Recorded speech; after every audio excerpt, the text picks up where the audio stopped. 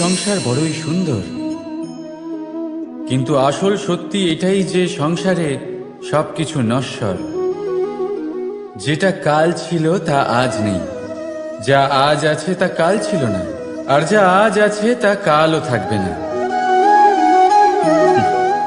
প্রত্যেক মানুষকেই যথাসময়ে কালের কাছে মাথা নত করতে হয়।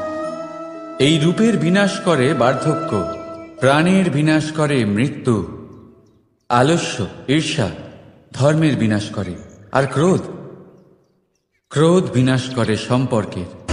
কিন্তু এরকম একটা অনুভূতি আছে যা একাই সমস্ত গুণ বিনাশ করতে সক্ষম হয়, আর সেটা হলো অহংকার। তাই জ্ঞানকে নিজের কাছে আসতে দিন, কিন্তু অহংকারকে কখনোই নয়। কারণ যদি এই অহংকার আপনার কাছে চলে আসে, তাহলে জীবনে যা কিছু আপনি অর্জন করেছেন, তা সে গুণ হোক বা হোক ধন, সে বন্ধু হোক বা হোক আনন্দ, সবকিছু শেষ হয়ে যাবে। রাধা রাধা। এই পাথর দেখতে পাচ্ছেন আপনি? কত গোল, কতটা চকচকে। বাচ্চাদের অনেক সময় এটা নিয়ে খেলতে ভালো লাগে, আর কেনই বা লাগবে না? কতটা সুন্দর আর মসৃণ এটা। কিন্তু আপনি কি কখনো ভেবে দেখেছেন এই পাথর আগে কি ছিল? কোনো বিশাল আকার পর্বত, কোনো বিশাল আকার পাথরের একটা বড় ভেঙে যাওয়া অংশ বিশেষ, যেটা কোনোভাবে নদীতে পড়ে নদীর ধারার সাথে বইতে থাকলো। মাটির সাথে ঘর্ষণ হলো, বালির কণার সাথে ঘর্ষণ হতে থাকলো, আর তারপর ধীরে ধীরে এই আকার পেল। এবার আমরাও এই পাথরের মতোই সংকটের ধারা পার করে। তাই আপনিও এই পাথরের মতো নিরন্তর চেষ্টা করতে থাকুন, নিজের অস্তিত্ব বজায় রাখুন, এই অস্তিত্বকে মহান করতে থাকুন, আর আমার সাথে ভালোবেসে বলুন রাধা রাধা। বর্ষাকালে যখন ভয়ানক বৃষ্টি হয়, তীব্র গতিতে যখন হাওয়া চলে, তখন আপনি নিশ্চয়ই দেখেছেন যে পাখিরা, যাদের বাসা মাঝে মাঝে ভেঙে পড়ে, নষ্ট হয়ে যায়। কিন্তু আপনি কি কখনো সেই পাখিদের বিলাপ করতে দেখেছেন? কখনো না। যখনই সেই বৃষ্টি থেমে যায়, তারা আবার একটু একটু করে খড়কুটো জোগাড় করে তাদের বাসা বানিয়ে ফেলে। নিজের সংসার সেই রকমই বানিয়ে দেয় যেমন আগে ছিল। এমন কেন? কারণ এই ঝড়ের তাণ্ডবের সাথে সেই পাখিদের কোনো বোঝাপড়া করারই নেই। তারা শুধু সেটাই করতে থাকে যেটা তাদের হাতে আছে, আর এটাই হলো সুখী জীবনের মূল মন্ত্র। যেটা আপনার হাতে নেই তা নিয়ে বিলাপ করে আপনার কোনো লাভ হবে না। মনোসংযোগ তাতেই করুন যা আপনার হাতে রয়েছে। যা বদলে গেছে তাকে আপনি আবার বদলাতে পারবেন না, কিন্তু যা আপনি বদলাতে পারবেন তাতে মনোসংযোগ করুন। এই জীবনে একটু ধনাত্মক হয়ে উঠুন, দেখবেন সব শুভ হবে। রাধা রাধা। ছোটবেলায় একটা জিনিস আমি কখনো বুঝে উঠতে পারিনি। আমি সবসময় আশ্চর্য হয়ে থাকতাম যে এটা কি করে সম্ভব হতে পারে। ব্যাপারটা ছিল এরকম, আমি আমাদের গোয়াল ঘরে দেখতাম ভিন্ন ভিন্ন রং রূপের গাভী। কারোর রং কালো তো কারোর রং সাদা, কেউ খয়েরি তো কারোর রং বাদামি। এবার আমি দেখতাম কারোর কারোর শিং বড় তো কারোর এত ছোট যে দেখাই যায় না। কোনো গাভী আকারে ছোট ছিল তো কেউ একটু বড়। কিন্তু যখন সেই সব গাভী দুধ দিত, তখন আমি দেখতাম সেই সব দুধ সমান, রং সমান, স্বাদ সমান, গুণও সমান, আর সমান পুষ্টিও। এবার আমি এটা বুঝতে পারতাম না। আমার দৃষ্টিতে তো সমস্ত গাভী আলাদা আলাদা ছিল। আমি ভাবলাম আমি মাকে জিজ্ঞেস করি। মাকে জিজ্ঞেস করলাম। মা আমাকে বললেন, কানাই, রং রূপ পাল্টালেও গাভীদের বাস্তবিকতা তো পাল্টায় না। গাভী তো গাভীই থাকবে। এবার আমি রাধা রাধা। সাগর, কত বিশাল হয় এই সাগর, তৃষ্ণা মেটাতে পারে। এবার বলুন, জল সাগরেও আছে, আবার এই ঘড়াতেও। তাহলে পার্থক্য কোথায়? এখানে পার্থক্য হলো তাদের আচরণের মধ্যে। একজন মাটির মধ্যে মিষ্টি জল ধরে রাখে, তো আরেকজন নিজের নোনা জলের আঘাতে যে কাউকে মাটিতে মিশিয়ে দিতে পারে। আপনি কি হতে চাইবেন? সাগরের নোনা জল হয়ে কারোর আশা চূর্ণ বিচূর্ণ করে দিতে, নাকি মিষ্টি জলের ঘড়া হয়ে কারোর তৃষ্ণা মেটাতে? সিদ্ধান্ত আপনার। রাধা রাধা। কতবার এমন হয়, আপনি কোনো কাজ করার জন্য কাউকে দায়িত্ব দেন, কিন্তু সেই ব্যক্তি সেই কাজ সম্পন্ন করতে পারে না, অসম্পূর্ণ রেখে দেয়, অথবা ঠিকভাবে করতে পারে না। এবার এই পরিস্থিতিতে কি হয়? আপনি ক্রুদ্ধ হয়ে যান, তার উপরে আপনি রেগে যান, তাকে তিরস্কার করেন, আর তারপরে সেই কাজ সম্পন্ন করতে আপনি নিজেকেই নিযুক্ত করেন, আর শেষ পর্যন্ত সেই কাজ সম্পন্ন হয়েই যায়। এবার এই বিষয়ে সমস্যা সেই ব্যক্তির চেষ্টায় নয়, সমস্যা আপনি যে সেই ব্যক্তিকে ভরসা করলেন তার ছিল। আমরা অন্যের প্রতি ভরসা করাকে প্রথম পদক্ষেপ বানিয়ে, আর নিজের উপরে বিশ্বাসকে শেষ সম্বল। কিন্তু তার বদলে এটাই হওয়া উচিত যে নিজের উপরে ভরসাকে আমরা প্রথম পদক্ষেপ বানাই, তাকে নিজের সহায় মানতে হবে। যদি আপনি এমন করেন, তাহলে পরিণাম আরো সুখকর, আরো আনন্দদায়ক হবে।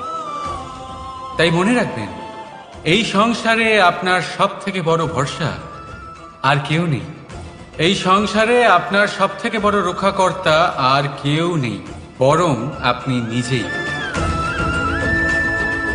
রাধা রাধা। আসুন আপনাকে একটা প্রশ্ন করছি, সোনা আর লোহার মধ্যে তফাৎ কি? এবার বেশিরভাগ লোকের উত্তর এটাই হবে যে সোনা বহুমূল্য, সোনার মূল্য লোহার থেকে অনেক বেশি। এটা ঠিক, কিন্তু আমাদের এটা ভোলা ঠিক হবে না যে সোনা আমাদের সাজগোজের কাজে লাগে, আমাদের আরো বেশি সুন্দর দেখায়। অন্যদিকে লোহা সেই সৈনিকদের ঢাল ও তলোয়ার হয়ে তাদের রক্ষা করে, যারা আমাদের প্রাণকে রক্ষা করেন। এই সৈনিক না থাকলে আমাদের প্রাণও থাকবে না। এবারে বলুন, সোনার মূল্য বেশি হওয়াতে কি লোহার মূল্য কমে যায়? কখনোই নয়। ঠিক সেইভাবে এই জীবনে আপনি যতই চেষ্টা করুন, কিছু না কিছু এমন থেকে যাবে যা আপনি কখনোই পাবেন না, আর সেই কারণে নিজেকে অক্ষম মনে করা অনুচিত। হতে পারে আপনার কাছে সেই গুণ আছে যেটা সংসারে আর কারোর কাছে নেই। সেই গুণটাকে চিনুন, সেটাকে বাড়ান, আর সেটাকে ব্যবহার করুন। তাই মনে রাখবেন, সংসারে প্রত্যেকটা ব্যক্তি বিশেষ হয়, আর এই সংসারে সবাই সবকিছু পায় না। নিজেই দেখে নিন, সোনাকে যে দোকানে সাজিয়ে রাখা হয়, সেই দোকানের তালা লোহা দিয়ে তৈরি হয়। রাধা রাধা। সংসারে সব থেকে বেশি দামি কি, সব থেকে বেশি মূল্যবান কি? কেউ বলবে সোনা, কেউ বলবে রত্ন, কেউ বলবে মুক্ত, কেউ বলবে মানিক। এগুলো কতটা মূল্যবান? ধরুন, কিছু সোনার মুদ্রা দিয়ে আমরা মুক্ত কিনতে পারি, কিছু মুক্ত দিয়ে একটা মানিক, কিছু মানিক দিয়ে কিনতে পারি একটা হিরে। কিন্তু এই জগতের সমস্ত ধন খরচ করেও একটা জিনিস আমরা কিনতে পারবো না, আর তা হলো একটা মুহূর্ত। কি হলো? সত্যি সামনে এসে গেল। সত্যি হলো এটাই যে জগতে সব থেকে বেশি মূল্যবান সময়, সেই সময় যেটা আমরা এমনি নষ্ট করে দিই, অকাজে, কখনো কোনো আশাতে, কখনো শোক করে, বা কারোর মুখে কৃতজ্ঞতার হাসি ফুটিয়ে। রাধা রাধা। সূর্য। এই সংসারে সব থেকে বেশি তেজস্বী এই সূর্য, সব থেকে বেশি উজ্জ্বল, সব থেকে বেশি শক্তিশালী। কিন্তু আপনি কি কখনো সূর্যোদয় দেখেছেন? এই শক্তিশালী সূর্য কিভাবে উদয় হয়? লাল রঙের আভার সাথে, সৌম্যতার সাথে, শান্তির সাথে উদয় হয়। কখনো সূর্যাস্ত দেখেছেন? সেই লাল রঙের আভা, সেই সৌম্যতা, সেই একই শান্তি। আর এটাই একজন মহান ব্যক্তিত্বের তো অবশ্যই চলে যাবে। রাধা। আপনি ওই কথাটা নিশ্চয়ই শুনেছেন, যখন ভগবান একটা দরজা বন্ধ করেন তখন অন্যদিকে অনেক দরজা খুলে দেন।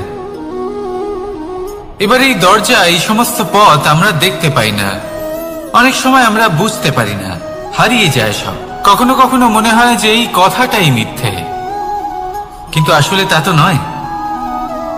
তাহলে হারিয়ে যায় কেন? কারণ আমরা সময় নষ্ট করি এই দরজার দিকে তাকিয়ে থেকে। ভাবি এই বুঝি দরজা খুলবে, এবার দরজা খুলবে। অপেক্ষা করতে করতে আমরা অনেক সময় নষ্ট করে ফেলি। এত সময় নষ্ট করি যে আমরা দেখতে পাই না, খুঁজে পাই না সেই সমস্ত দরজা আর পথ যা আমাদের জন্য খোলা রয়েছে। যদি খুঁজেই না পাই তাহলে তা ব্যবহার করব কি করে? মনে রাখুন, ভগবান সব সময় আমাদের সাথে রয়েছেন, আমাদের সাহায্য করছেন। এই পথ সব সময় আছে, সর্বত্র আছে। দরকার রয়েছে শুধুমাত্র দৃষ্টির, দৃষ্টিভঙ্গি এবং ভাবনার। এই দৃষ্টিকে বিস্তৃত করুন, এই দৃষ্টিভঙ্গিকে ধন্যাত্মক করে তুলুন, আর এই ভাবনা, এর সীমা একটু বাড়িয়ে তুলুন। তারপর দেখবেন সব খুঁজে পাবেন। আসলে কি, এই যে ঈশ্বর, এই যে পরমাত্মা, তা আমাদের সাথে রয়েছে, আমাদের মনের মধ্যে রয়েছে। যিনি তাকে মন থেকে চাইবেন তিনি তাকে মনের মধ্যে অবশ্যই খুঁজে পাবেন।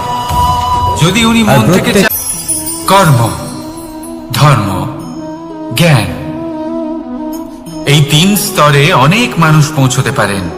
অনেকে এই পরীক্ষা দিয়ে তাতে উত্তীর্ণ হয়ে যেতে পারেন, কিন্তু শিখরে পৌঁছে শাসন তিনিই করতে পারেন যার কাছে এই চতুর্থ গুণটিও থাকে, সমর্পণ।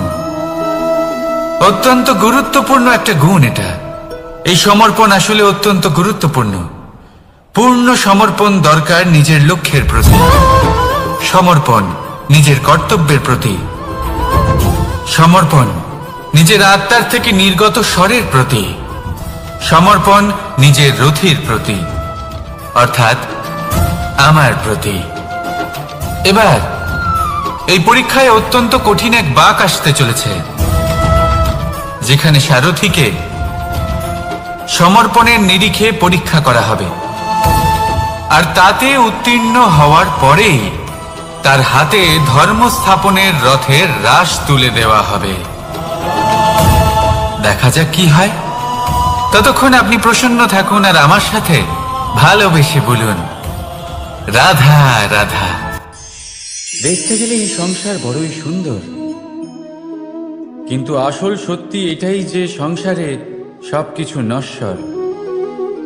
যেটা কাল ছিল তা আজ নেই, যা আজ আছে তা কাল ছিল না, আর যা আজ আছে তা কালও থাকবে না। প্রত্যেক মানুষকেই যথাসময়ে কালের কাছে মাথা নত করতে হয়। এই রূপের বিনাশ করে বার্ধক্য, প্রাণের বিনাশ করে মৃত্যু, আলস্য, ঈর্ষা ধর্মের বিনাশ করে, আর ক্রোধ, ক্রোধ বিনাশ করে সম্পর্কে। রাধা।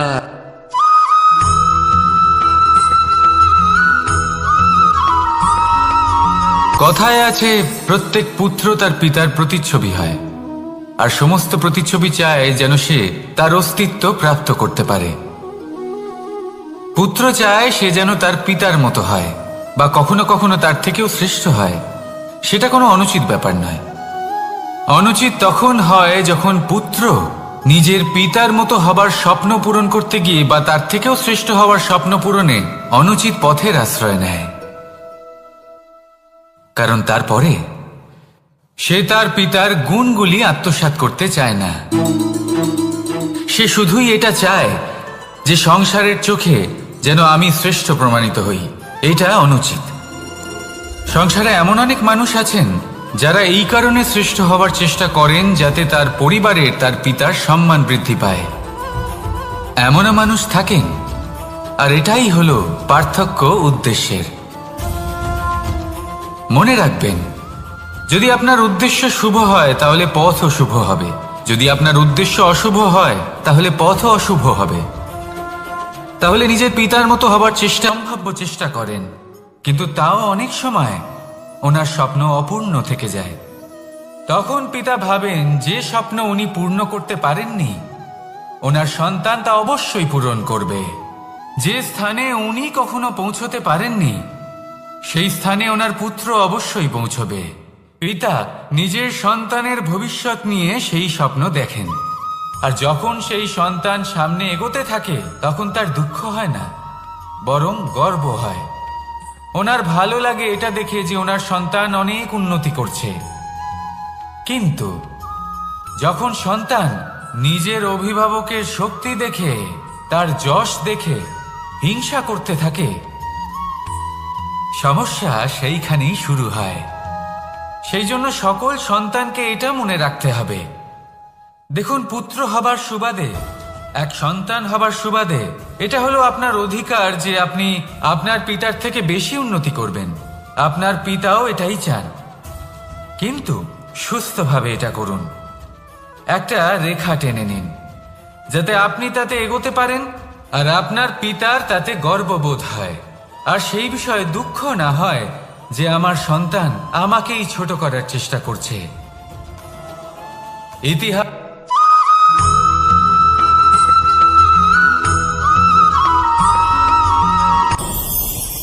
ভয়ের সাথে আমরা সবাই পরিচিত, কষ্টও আমরা সবাই পেয়েছি। কখনো কখনো আমরা অসুস্থ হয়ে পড়ি, আর এমন সময় হলে মাতার মমতা, কখনো বাবার স্নেহ, কখনো বন্ধুদের পাশে থাকার অনুভূতি আমাদের রোগ নিরাময়ে সাহায্য করে। কখনো যদি আমরা নিরাশ হয়ে পড়ি, তখন যদি আমাদের কোনো আপনজন আমাদের দুটো ভালো কথা বলে, তখন আমাদের মনোবল বেড়ে যায়। ঠিক তেমন সংসারের এই রঙ্গমঞ্চে যদি আপনি পীড়িত অনুভব করেন, কিছু শুভ কথা আলোচনা করুন, কিছু স্তুতি গান করুন, কিছু মুহূর্তের জন্য হলেও নিজের ইষ্টদেবের কথা স্মরণ করুন আর প্রার্থনা করুন। সাহস বাড়বে, শক্তিও বৃদ্ধি পাবে এবং সামনে এগিয়ে চলার পথও দেখতে পাবেন। তখন এই মন প্রসন্ন হয়ে বলবে, রাধা রাধা।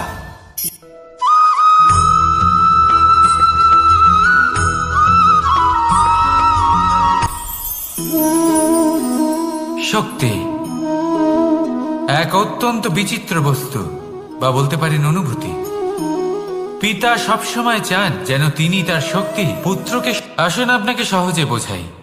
যদি আপনি সুপাত্র হন আর আপনাকে শক্তি দেওয়া হয়, তাহলে আপনি সেই শক্তির গুরুত্ব বুঝবেন, কোথায় সেই শক্তি প্রয়োগ করা উচিত সেটা বুঝবেন। আর এটা যেহেতু অর্জন করা শক্তি হবে, সেই শক্তির অপব্যবহার হবে না। কিন্তু যদি এই আপনি কুপাত্র হন আর যদি আপনাকে এই শক্তি দেওয়া হয়, তাহলে কি হবে? দেখতে গেলে এই শক্তি আপনি দান হিসেবে পেয়েছেন, তাই না আপনি এই শক্তির গুরুত্ব বুঝবেন আর না এর প্রয়োগ আপনি জানবেন। তার অপব্যবহার হওয়া সুনিশ্চিত। তাই যদি আপনি কোনো শক্তি অর্জন করতে চান, তাহলে আগে তার যোগ্য হয়ে উঠুন, পুত্র নয় পাত্র হয়ে উঠুন। আর আমার সাথে ভালোবেসে বলুন, রাধা রাধা।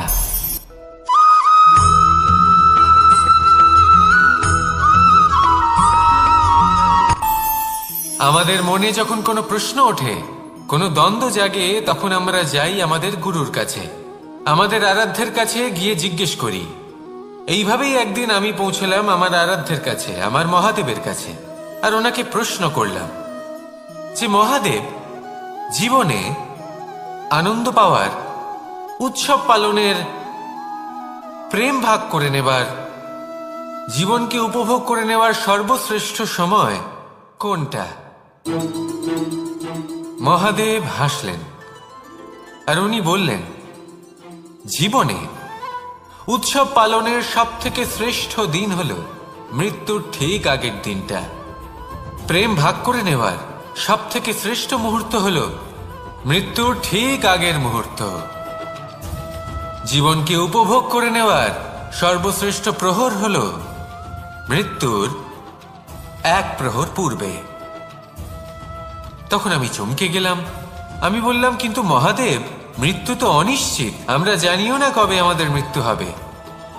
মহাদেব আবার হাসলেন। উনি বললেন যে যদি আমরা এভাবে জীবন কাটাই যে আমরা জীবনের প্রত্যেক দিন, প্রত্যেক মুহূর্ত, প্রত্যেক প্রহর শেষ বলে মনে করি, তাহলে আমাদের সমস্ত জীবন আনন্দের সাথেই অতিবাহিত হবে। কি বলেন?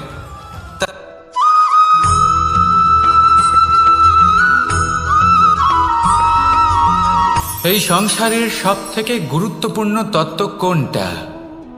প্রথম হলো সময়। জন্ম থেকে মৃত্যু পর্যন্ত এই যে সময়, এটাই তো হলো জীবন।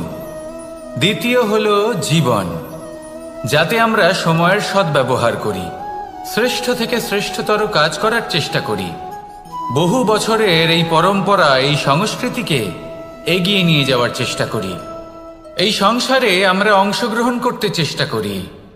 তৃতীয় হলো ধন, সেই ধন যা প্রত্যেক ব্যক্তি অর্জন করতে চেষ্টা করেন। এবার এই তিনটি তত্ত্বের মধ্যে একটা সামঞ্জস্য আছে, সমান ব্যাপার আছে। সে ধনই হোক বা সময় হোক বা হোক জীবন। আর সেই সমান ব্যাপার হলো যে যদি আপনি এটা গণনা করতে থাকেন তাহলে তা কমতে থাকে, যদি আপনি এটা ব্যবহার করেন তাহলে তা বাড়তে থাকে। একে সংগঠিত করে রাখতে চেষ্টা করলে এ হাত থেকে ফসকে যায়, কিন্তু যদি আপনি একে সামলে রাখতে শিখে যান তাহলে এমন কাজ করবেন যাতে সংসারের সাথে সাথে পরবর্তী প্রজন্ম লাভবান হবে। যদি কিছু শিখতে চান তাহলে সামলাতে শিখুন, গণনা করা বা সংগঠিত করা নয়। আসুন আর আমার সাথে ভালোবেসে বলুন, রাধা রাধা।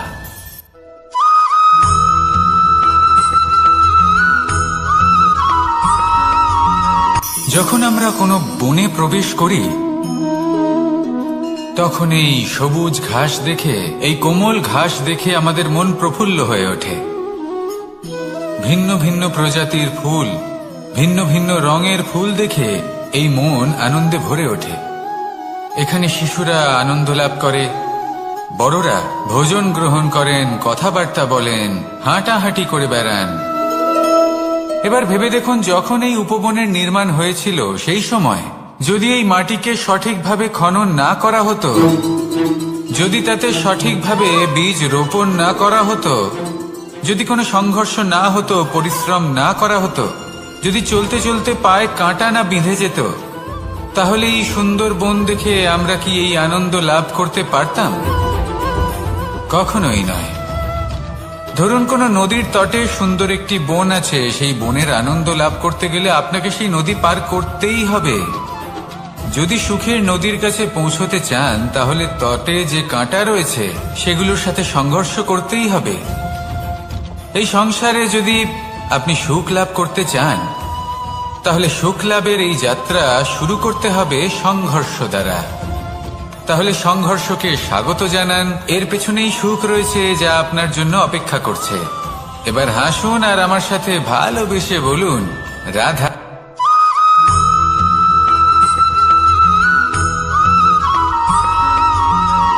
পুরুষার্থ।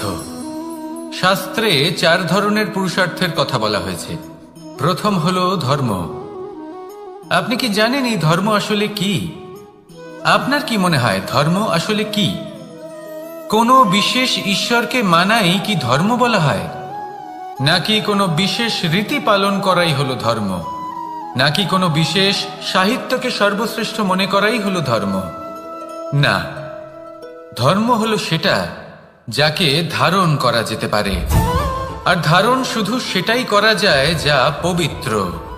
পবিত্র শুধু তাকেই বলা হয় যা নিঃস্বার্থ, যার মধ্যে শাসন করার কোনো ইচ্ছে নেই, যা সরলভাবেই প্রবাহমান, জল এবং বায়ুর মতো। যখন কোনো ব্যক্তি ধর্মকে ধারণ করেন এবং সেই ধর্ম সেই ব্যক্তিকে রক্ষা করে, তখন তাকে ধর্ম বলা হয়। ধর্ম যা রক্ষা করে অহংকার থেকে, খারাপ চিন্তার হাত থেকে। সেই জন্য পুরুষার্থ গড়ে তোলার আগে, ধর্ম পালন করার আগে ধর্মের প্রকৃত অর্থ কি সেটা বুঝে নিন। এটা জেনে রাখুন যে সমস্ত ধর্মের আধার, সমস্ত ধর্মের ভিত শুধুমাত্র ভালোবাসা। আসুন আর এই ভালোবাসার সাথেই বলুন রাধা রাধা।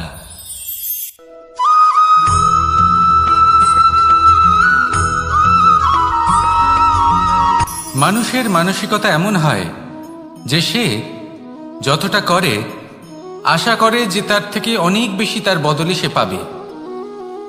দেখুন, সবকিছুই আপনার ভাবনা চিন্তার উপর নির্ভর করছে।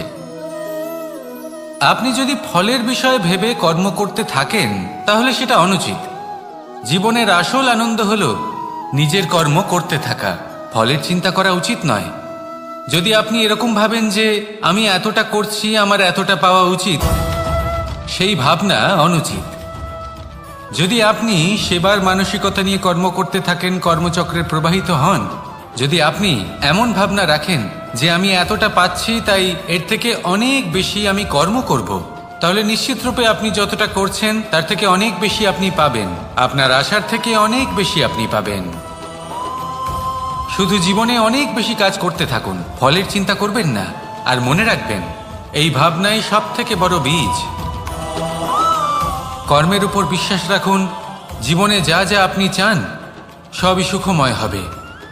আসুন আর আমার সাথে ভালোবেসে বলুন রাধা রাধা।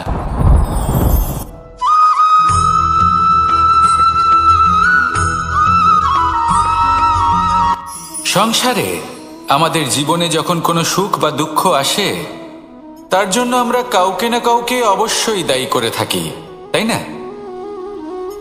এই ব্যক্তি আমাদের সাথে এরকম কাজ করেছেন তাই আমার সাথে এমন হলো। ওই ব্যক্তি যদি এমনটা না করতেন তাহলে আজ আমি ওই স্থানে পৌঁছতে পারতাম। সবই আপনার দৃষ্টিভঙ্গির ওপর নির্ভরশীল। আর যদি আপনার দৃষ্টিভঙ্গি এমন হয় তাহলে তা অনুচিত। সত্যি কথা বলতে এই সংসারে ভিন্ন ভিন্ন ধরনের মানুষ আছে। এটা আপনার উপর নির্ভর করছে কিভাবে তাদের স্বাগত জানাবেন। একবার ভাবুন, আমি আমার দুটো হাত সামনে নিয়ে এলাম, দুটো মুঠো খুলে দিলাম। দুই প্রকারের মানুষ আসবেন, কিছু না কিছু দিয়ে যাবেন। এই মুঠো যদি আমি বন্ধ করে দিই তাহলে না কেউ আমাকে কিছু দিতে পারবে, না আমার কিছু যাবে আসবে। নিশ্চয়ই বুঝতে পারছেন এই দুই ধরনের ব্যক্তি কারা এবং তারা কি দিয়ে যান। আমি যদি নিজের মুঠো খুলে দিই তাহলে কিছু ভালো মানুষ আসবেন, আমাকে আনন্দ, সন্তুষ্টি, জ্ঞান প্রদান করে যাবেন, ভালো অভিজ্ঞতা দিয়ে যাবেন। কোনো খারাপ ব্যক্তি যদি আসেন তাহলে তিনিও খারাপ অভিজ্ঞতা দেবেন, যার থেকে আমি শিক্ষা লাভ করব। এই সব কিছু আমি লাভ করতে পারি। মুঠো যদি বন্ধ করে রাখি তাহলে আমি কিছুই পাবো না। দেখুন, এই সংসারে প্রত্যেকের জীবনে এরকম। প্রত্যেকের জীবনে সবকিছুই আছে, ভালো খারাপ দুই মানুষই আছে। ভালো অভিজ্ঞতা আছে, খারাপ অভিজ্ঞতা আছে। নির্ভর করছে আপনার উপর যে আপনি কি করবেন, এনাদের স্বাগত কিভাবে জানাবেন, কার থেকে কি বুঝবেন, কি শিখতে পারবেন, আর কোন দৃষ্টিভঙ্গি নিয়ে অগ্রসর হবেন। এটাই নির্ধারণ করবে যে আপনার জীবন কেমন হবে। আসুন আমার সাথে ভালোবেসে বলুন রাধা রাধা।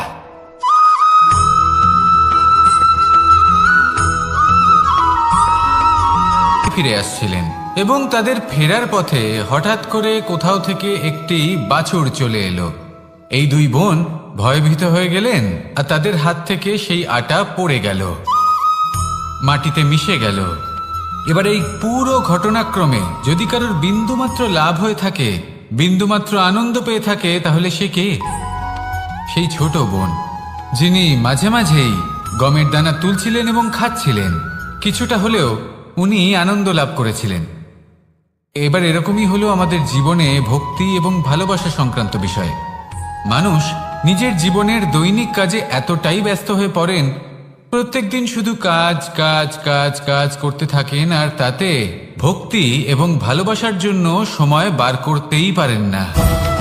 দেখুন, জীবনে ভক্তি আর প্রেমের এই যে ছোট ছোট মুহূর্ত আছে, এগুলো যদি আপনি যাপন করতে পারেন তাহলে তাতেই আপনি তৃপ্তি লাভ করবেন। বাকি সবই আপনার ব্যর্থ বলেই মনে হবে। জীবনে যখনই আপনি কোনো কাজ করবেন, ঈশ্বরের প্রতি সমর্পিত হয়ে সেই কাজ করুন।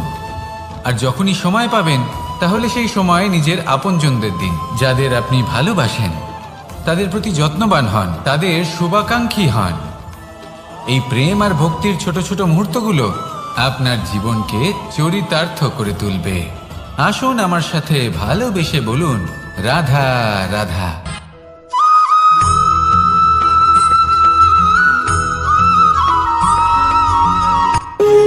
যখন মানুষের মৃত্যু হয় তখন কি হয়? অনেক সংখ্যক মানুষ শোক পালন করতে চলে আসেন। যে ব্যক্তি মৃত্যু লাভ করেছেন তার অনেক বস্তু থাকে যেগুলো তার প্রিয়, যেগুলো তিনি ব্যবহার করেছেন। তার শয্যা, তার বস্ত্র, তার আভূষণ সবকিছু তার থেকে বিচ্ছিন্ন করা হয় এবং খালি হাতে তাকে শ্মশানের উদ্দেশ্যে রওনা করা হয়। আমি আপনাকে এই প্রশ্ন করতে চাই, আপনি এই সংসারে কি অর্জন করেছেন? ধন সম্পত্তি, বস্ত্র, আভূষণ, এই সব কিছু যে আপনি অর্জন করেছেন, আপনার মৃত্যুর পরে তা আপনার থেকে দূর হয়ে যাবে। এর উত্তর হলো একটাই, আপনার কর্ম। শুধু সেটাই আছে যা একান্ত আপনার, আর শুধু সেটাই এই সংসার থেকে চলে যাওয়ার পরেও সংসারেই জীবিত থাকবে। যদি আপনি দুষ্কর্ম করেন, তাহলে এই সংসার আপনাকে একটি অনুচিত উদাহরণ হিসেবে মনে রাখবে যে এই ব্যক্তি খুব পাপী ছিল, অনুচিত কর্ম করতেন। যে পথে তিনি চলেছেন সেই পথে কারোর চলা উচিত নয়। সেখানেই যদি আপনি সৎকর্ম করেন, তাহলে সংসার চিরকাল এটাই বলবে যে খুব ভালো মানুষ ছিলেন, সবাইকে ভালোবাসতেন, সবাইকে সাহায্য করতেন, আমার খুব প্রিয় মানুষ ছিলেন। এটাই হলো শ্রেষ্ঠ কর্ম। সেই জন্য জীবনে শুধুমাত্র ধন সম্পত্তি, আভূষণ এই সব অর্জন করতে গিয়ে নিজের মনোনিবেশ করবেন না। শ্রেষ্ঠ কর্ম করুন। সংসার থেকে চলে যাওয়ার পরেও এই কর্মই এই সংসারে আপনাকে জীবিত রাখবে। আসুন আমার সাথে ভালোবেসে বলুন, রাধা রাধা।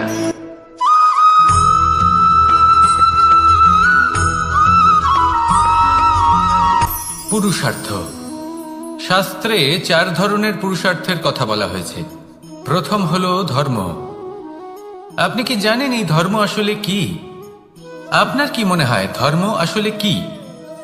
কোনো বিশেষ ঈশ্বরকে মানাই কি ধর্ম বলা হয়? নাকি কোনো বিশেষ রীতি পালন করাই হলো ধর্ম? নাকি কোনো বিশেষ সাহিত্যকে সর্বশ্রেষ্ঠ মনে করাই হলো ধর্ম?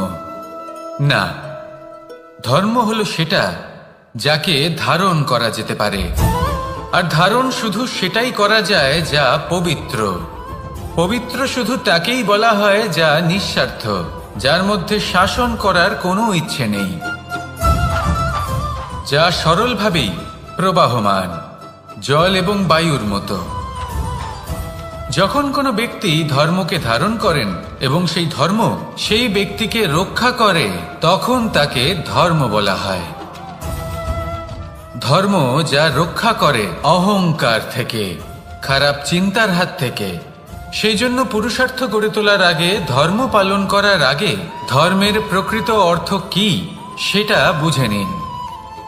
এটা জেনে রাখুন যে সমস্ত ধর্মের আধার, সমস্ত ধর্মের ভিত শুধুমাত্র ভালোবাসা। আসুন আর এই ভালোবাসার সাথেই বলুন, রাধা রাধা।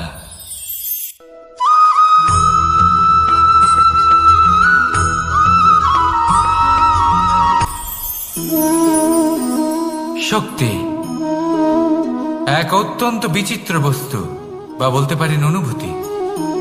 পিতা সবসময় চান যেন তিনি তার শক্তি পুত্রকে। আসুন আপনাকে সহজে বোঝাই। যদি আপনি সুপাত্র হন আর আপনাকে শক্তি দেওয়া হয়, তাহলে আপনি সেই শক্তির গুরুত্ব বুঝবেন। কোথায় সেই শক্তি প্রয়োগ করা উচিত সেটা বুঝবেন। আর এটা যেহেতু অর্জন করা শক্তি হবে, সেই শক্তির অপব্যবহার হবে না। কিন্তু যদি এই আপনি কুপাত্র হন আর যদি আপনাকে এই শক্তি দেওয়া হয়, তাহলে কি হবে? দেখতে গেলে এই শক্তি আপনি দান হিসেবে পেয়েছেন, তাই না আপনি এই শক্তির গুরুত্ব বুঝবেন আর না এর প্রয়োগ আপনি জানবেন। তার অপব্যবহার হওয়া সুনিশ্চিত। তাই যদি আপনি কোনো শক্তি অর্জন করতে চান, তাহলে আগে তার যোগ্য হয়ে উঠুন। পুত্র নয়, পাত্র হয়ে উঠুন। আর আমার সাথে ভালোবেসে বলুন, রাধা রাধা।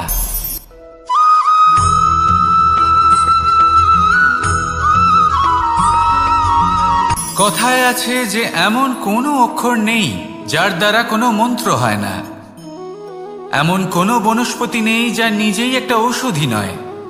পৃথিবীর এমন কোনো ব্যক্তি নেই যার মধ্যে কোনো যোগ্যতা থাকে না। শুধু প্রয়োজন হলো যে ব্যক্তিকে আমরা খুঁজে চলেছি তাকে সঠিকভাবে চিনে নেওয়া। যদি তার যোগ্যতা, তার বিশেষত্ব আমরা বুঝতেই না পারি, তাহলে আর লাভ কি রইল? এই সংসারে এমন অনেক ব্যক্তি রয়েছেন যারা ছোট ছোট অসফলতার কারণে আপনাকে এটা বলে দেবে যে আপনি কোনো কাজের নন, আপনি হলেন মূর্খ, আপনি কিছুই করতে পারবেন না। এইসব কথায় কখনোই বিশ্বাস করবেন না, কারণ আপনি এবং প্রত্যেকটি জীব এই পরমাত্মা এবং এই প্রকৃতির সৃষ্টি, যা অত্যন্ত বিশেষ। যদি আপনাকে উদাহরণ দিই, তাহলে একদিকে আছে তরোয়াল, একটা বড় লম্বা তরোয়াল, যার দ্বারা যুদ্ধ করা যায়, জয়লাভ করা যায়। আর অন্যদিকে রয়েছে একটা ছোট্ট সূচ, কিন্তু যে কাজ একটা ছোট্ট সূচ করতে পারে তা একটা তরোয়াল দ্বারা সম্ভব নয়। এর অর্থ হলো এটাই যে প্রত্যেকটা রচনা অত্যন্ত অমূল্য এবং অত্যন্ত বিশেষ হয়।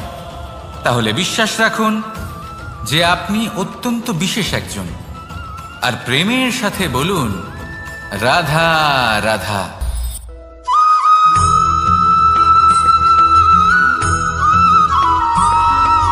মানুষের একটি সমস্যা আছে যে মানুষ সাফল্যকে মাপতে থাকেন, লক্ষ্যপ্রাপ্তিকে মাপতে থাকেন এবং তার তুলনা করতে থাকেন যে ও এত কিছু পেল আর আমি পেলাম না, ওর কাছে এত কিছু আছে কিন্তু আমার কাছে নেই। এই তুলনা করার জন্য ওনারা দুঃখী হয়ে পড়েন, নিরাশ হয়ে পড়েন। তাই আমি একটা প্রশ্ন করছি যে এটা কি উচিত? এই সংসারে আপনি কি নিয়ে তুলনা করবেন, যেখানে সূর্যদেব চন্দ্রমা দুজনেই আছেন, দুজনেই হলেন বিশেষ, দুজনেই নিজ নিজ সময়ে উদিত হন। এদের মধ্যে একজন না থাকলে তাহলে আমাদের জীবন কঠিন হয়ে পড়বে। ঠিক সেইভাবেই আপনি যদি একটা বড় রেখা অঙ্কন করেন, তাহলে অন্য রেখাটি ছোট হয়ে পড়ে না, সে তেমনই থাকে যেমনটা সে ছিল। আপনার অস্তিত্ব কখনো ছোট বা বড় হতে পারে না। শুধু তুলনা করার জন্য আপনার এটা মনে হতে পারে। যদি আপনি যুদ্ধ করতে চান, আপনার তলোয়ারের প্রয়োজন পড়বে। যদি বস্ত্র তৈরি করতে চান, এত বড় তলোয়ার দিয়ে কিছুই হবে না, তখন প্রয়োজন পড়বে একটা ছোট্ট সূচের। তাই তুলনা করবেন না, না নিজেকে ছোট মনে করবেন, না অন্য কাউকে। সবার সাথে সহযোগিতা করুন, আর যদি তুলনা করতেই হয় নিজের সাথে করুন, যে কাল আমি কেমন ব্যক্তি ছিলাম, আজ কি তার থেকে শ্রেষ্ঠ হয়ে উঠতে পেরেছি? ভেবে দেখুন ভবিষ্যতে গিয়ে আপনি কতটা শ্রেষ্ঠ ব্যক্তি হতে পারেন। আসুন আমার সাথে ভালোবেসে বলুন, রাধা রাধা।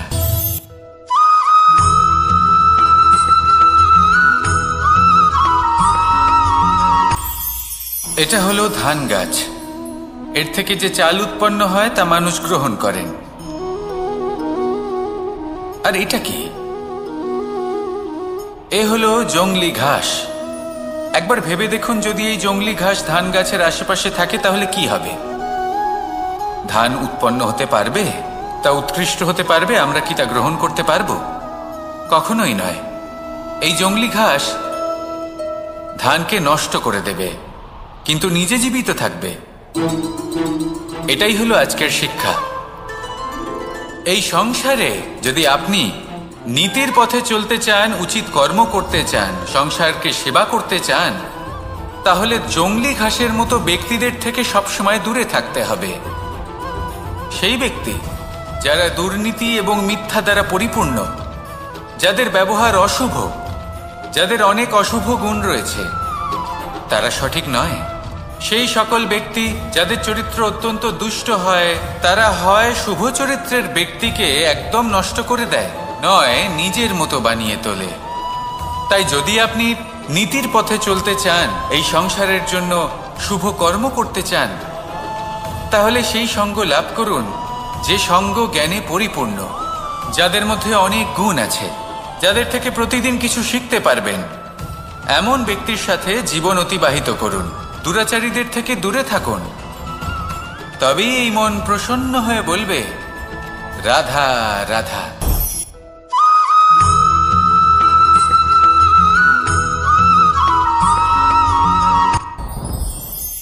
সাথী। সাথী এই শব্দটির ব্যাখ্যা কে কিভাবে করে? মিত্র, সখা, বন্ধু। কিন্তু অর্থ একটাই, তিনি যিনি আপনার সঙ্গী হন আর তিনি যার সাথী আপনি হন। এবার সব থেকে বড় প্রশ্ন হলো এটাই যে তিনি কে হতে পারেন যাকে আপনি আপনার সাথী বলে মেনে নিতে পারেন, নিজের সখা, নিজের মিত্র, নিজের বন্ধু মেনে নিতে পারেন। আপনার সাথী হলেন তিনি যিনি দুঃখের সময় আপনার পাশে থাকবেন, আপনার হাত ধরে থাকবেন। আপনার সাথী হলেন তিনি যার হাত আপনি নিজের সুখের দিনে ধরে থাকবেন। সেই সাথীরই হাত ধরুন যিনি দুঃখে সবসময় আপনাকে সাহায্য করার জন্য তৎপর হয়ে থাকেন, আপনার পাশে থাকেন, আর যাকে সুখের দিনে আপনি আপনার সাথে রাখতে পারেন। আর যখন আপনার সাথে আপনার এই সাথী থাকবে, তখন আপনি এটা বুঝবেন যে যখন জীবনে দুঃখ আসে, তখন এই দুঃখ কমে যায়, সবার মধ্যে ভাগ হয়ে যায়। আর যদি তখন সুখ আসে, তাহলে সেটা সবার উপস্থিতিতে আরো বেড়ে যায়। এটাই হলো প্রেম, এটাই হলো ভালোবাসা, এটাই হলো সঙ্গ। যেমন সম্পর্ক আমার আর রাধার মাঝে। তাহলে আসুন আর আমার সাথে ভালোবেসে বলুন, রাধা রাধা।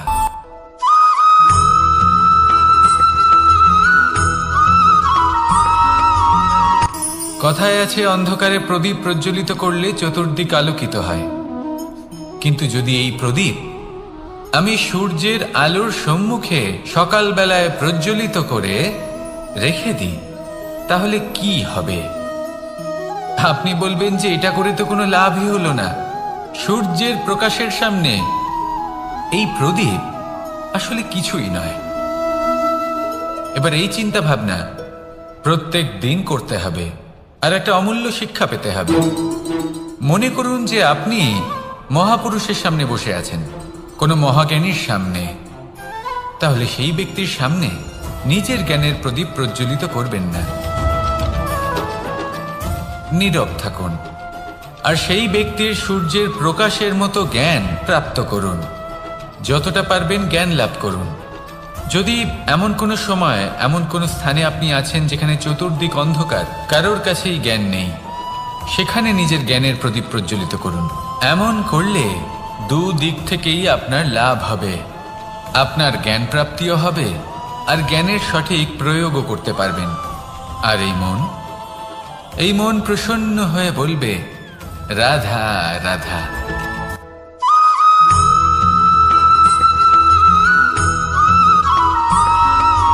প্রত্যেক মানুষ নিজের জীবনে হীরক তথা হীরে এবং দর্পণ, এই দুই দেখেছেন। এই দুই হলো সাদা, এবং এরা দুজনেই আলোর প্রতিফলন ঘটায়, এবং এরা দুজনেই উজ্জ্বল হয়ে ওঠে।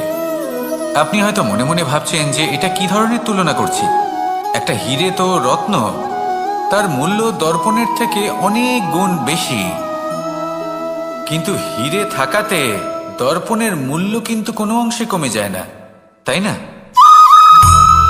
মানুষ যখন হীরে নিজের হাতে নেয়, তখন সবার আগে কি খোঁজে?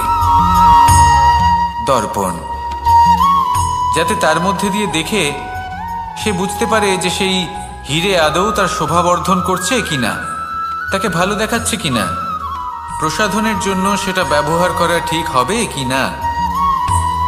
অর্থাৎ হীরের উপস্থিতিতে দর্পণের গুরুত্ব কম হলো না। দর্পণের কারণে হীরের মূল্য বোঝা গেল। আমাদের জীবনেও ঠিক এরকমই ঘটে। আপনারা যদি সংসারে নিজের আশেপাশে দেখেন, এমন অনেক মানুষ দেখতে পাবেন যারা নিজেদের ক্ষেত্রে মহান স্থানে পৌঁছেছেন, নিপুণ এবং শ্রেষ্ঠ হয়েছেন। অহংকার করবেন না। যদি আপনি দর্পণ হয়ে থাকেন তাহলে নিজেকে ছোট মনে করবেন না। আসুন আর আমার সাথে ভালোবেসে বলুন, রাধা রাধা।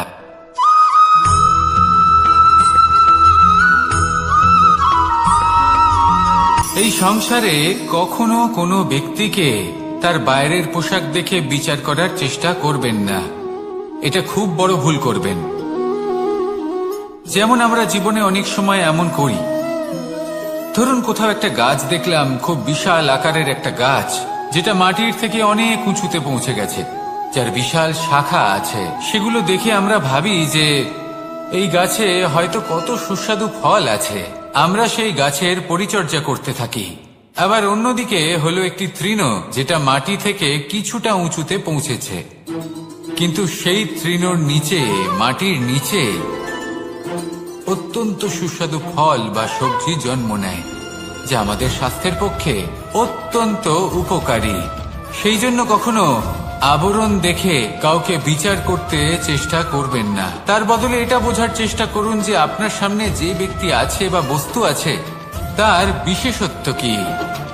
যদি এই বিশেষত্ব বোঝার ক্ষমতা আপনি অর্জন করেন, যদি এই শিল্প আপনি নিজের ভেতরে জাগ্রত করেন, তাহলে এই সংসারে বিশেষত্ব কি সেটা আপনি জানতে পারবেন। আর এই সমস্ত খেলা দৃষ্টি থেকে নয়, দৃষ্টিভঙ্গি থেকে জন্ম নেয়। দৃষ্টিভঙ্গি সবসময় শুভ রাখুন আর আমার সাথে ভালোবেসে বলুন, রাধা রাধা।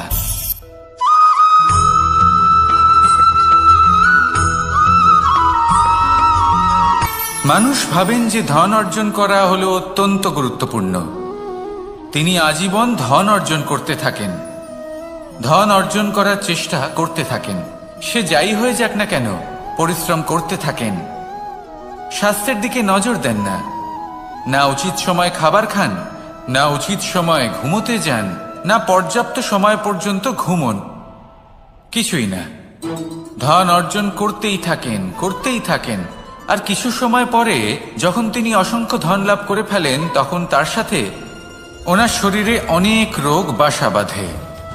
এইসব রোগের উপচার করতে করতে সেই সমস্ত ধন যা উনি অর্জন করেছেন তা তিনি ব্যয় করে ফেলেন।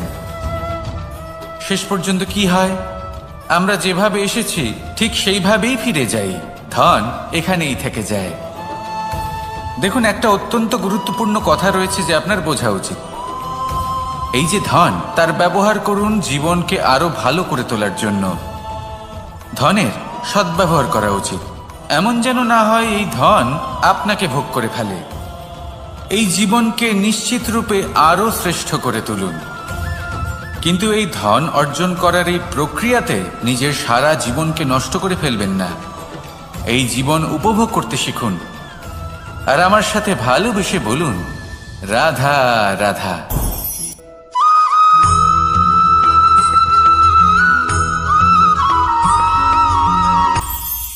এটা হলো ধান গাছ। এর থেকে যে চাল উৎপন্ন হয় তা মানুষ গ্রহণ করেন। আর এটা কি? এ হলো জংলি ঘাস। একবার ভেবে দেখুন, যদি এই জংলি ঘাস ধান গাছের আশেপাশে থাকে তাহলে কি হবে? ধান উৎপন্ন হতে পারবে? তা উৎকৃষ্ট হতে পারবে? আমরা কি তা গ্রহণ করতে পারবো? কখনোই নয়। এই জংলি ঘাস ধানকে নষ্ট করে দেবে, কিন্তু নিজে জীবিত থাকবে।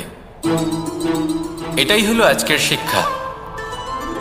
এই সংসারে যদি আপনি নীতির পথে চলতে চান, উচিত কর্ম করতে চান, সংসারকে সেবা করতে চান, তাহলে জংলি ঘাসের মতো ব্যক্তিদের থেকে সবসময় দূরে থাকতে হবে।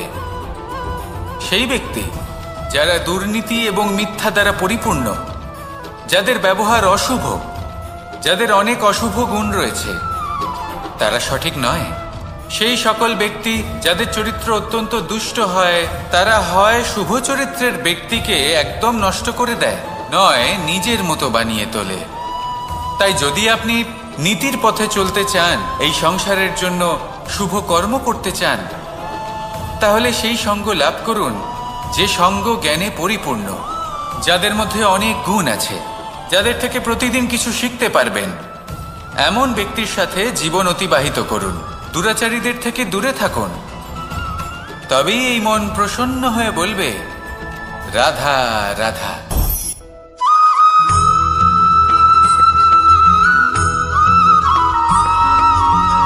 এই সংসারে সব থেকে বেশি কোমল বস্তু হলো রেশম। এই রেশম এতটাই কোমল হয় যে এর পুরো একটা থান শুধুমাত্র একটা হাতে ধরা সম্ভব। কখনো ভেবে দেখেছেন এই রেশম কিভাবে হয়? একটি কীট তার লালার দ্বারা উৎপন্ন হয়। এই কীট সেই রেশমকে পাক দিতে থাকে, পাক দিতেই থাকে আর আস্তে আস্তে তার মধ্যেই জড়িয়ে পড়ে। শেষে ওর এই সুন্দর অমূল্য সৃষ্টি রেশমের এই সুতো তার নির্মাণ কার্য পূর্ণ হয়, কিন্তু তাতেই ও নিজে বন্দী হয়ে যায়। নিজেরই মায়াজালের এই বন্দী গৃহে নিজেই ফেঁসে যায়। এবার এই সুতোকে ব্যবহারযোগ্য করে তোলার জন্য এই কীটগুলিকে এই কবচের সাথেই ফুটন্ত জলে ফেলে দেওয়া হয়। এই সংসারে যদি আমাদের স্বপ্ন এই সংসারের দুঃখ হরণ করার জন্য, এই সংসারে সুখ বিতরণ করার জন্য হয়, তবেই আমাদের প্রগতি সম্ভব। যদি আমাদের এই স্বপ্ন শুধুই আমাদের এবং আমাদের স্বার্থ সিদ্ধির জন্য হয়, তাহলে এই স্বপ্ন আমাদের অন্ধ করে দেবে, আমাদের অন্ধকারের পথে নিয়ে যাবে, আর আমরাও সেই কীটের মতো হয়ে যাব। নিজেদেরই মায়াজালে আমরা নিজেই ফেঁসে যাব, আর শেষে আমরা যদি কিছু লাভ করি তা হবে একাকিত্ব, অন্ধকারময় মৃত্যু। তাই স্বপ্ন অবশ্যই দেখুন, কিন্তু এমনভাবে স্বপ্ন দেখবেন না যে তার এই বন্দিগৃহে আপনি নিজেই ফেঁসে গেলেন। স্বপ্ন দেখুন পরোপকারে।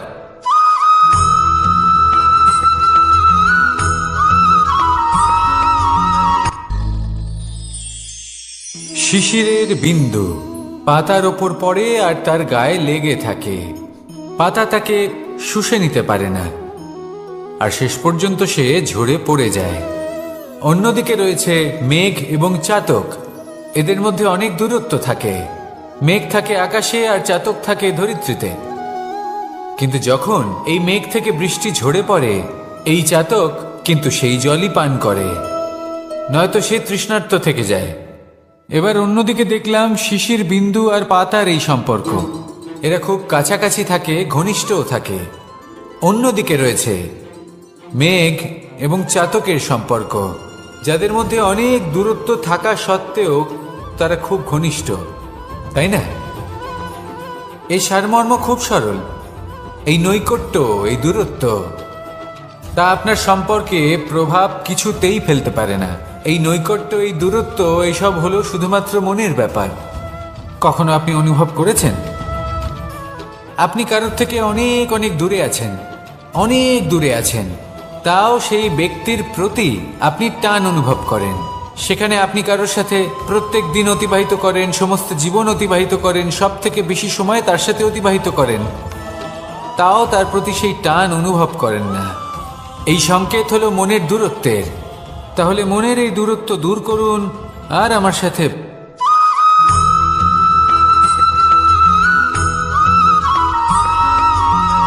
আপনি কখনো কোনো বাজকে নিজের বাসা বানাতে দেখেছেন? এই বাজ যখনই কোনো বাসা বানায় তখন উঁচু গাছের ডালে বা কোনো পর্বতের শিখরে বাসা বানায়, অনেক উচ্চতায়, আর সেখানে তার সন্তানও জন্মগ্রহণ করে। যখন এই সন্তানেরা জন্মায় তখন এই বাজ খুবই ভালোবেসে এবং খুব সাবধানে এদের পালন পোষণ করে। নিজের ঠোঁট দিয়ে তাদের ঠোঁটে খাবার পরিবেশন করে। কিন্তু যেই সেই সন্তানেরা হৃষ্টপুষ্ট হয়ে যায় এবং সেই কথা বাজ নিজে বুঝতে পেরে যায়, সেই বাজ নিজেই সেই বাসা ছিন্ন ভিন্ন করে দেয়। সেই সন্তান যাদের সবেমাত্র ডানা গজিয়েছে, কিভাবে উঠতে হয় তারা জানে না, সেই সন্তানগুলিকে উচ্চতা থেকে ঠেলে দেয়। সেই সন্তান প্রথমে ভয়ভীত হয়ে যায়। তারা সামনে মৃত্যুকে দেখতে পেয়ে ভয়ের কারণে তাদের ডানা ঝাপটাতে থাকে, আর সেই প্রক্রিয়াতেই সেই সন্তানগুলি উড়তে শুরু করে দেয়। এবার এই ঘটনায় আমরা কি শিক্ষা পেতে পারি? এটাই, যদি আপনি মাতা পিতা হন তাহলে নিজের সন্তানকে অবশ্যই স্নেহ করুন, কিন্তু তাদেরকে নিজের আঁচলের তলায় বেঁধে রাখবেন না। যদি আপনি চান আপনার সন্তান জীবনে উন্নতি করুক, তাহলে নিজের মুঠো থেকে তাদের স্বতন্ত্র করে দিন, এই সংসারে সংঘর্ষ করতে দিন। সেই সন্তান নিজেই বুঝতে পারবে যে জন্মের সময় পাওয়া ডানা কি করে ব্যবহার করতে হয়। আর আপনার চোখের সামনে আপনার সন্তান এই আকাশে উড়তে থাকবে। তাহলে আসুন আমার সাথে ভালোবেসে বলুন, রাধা রাধা।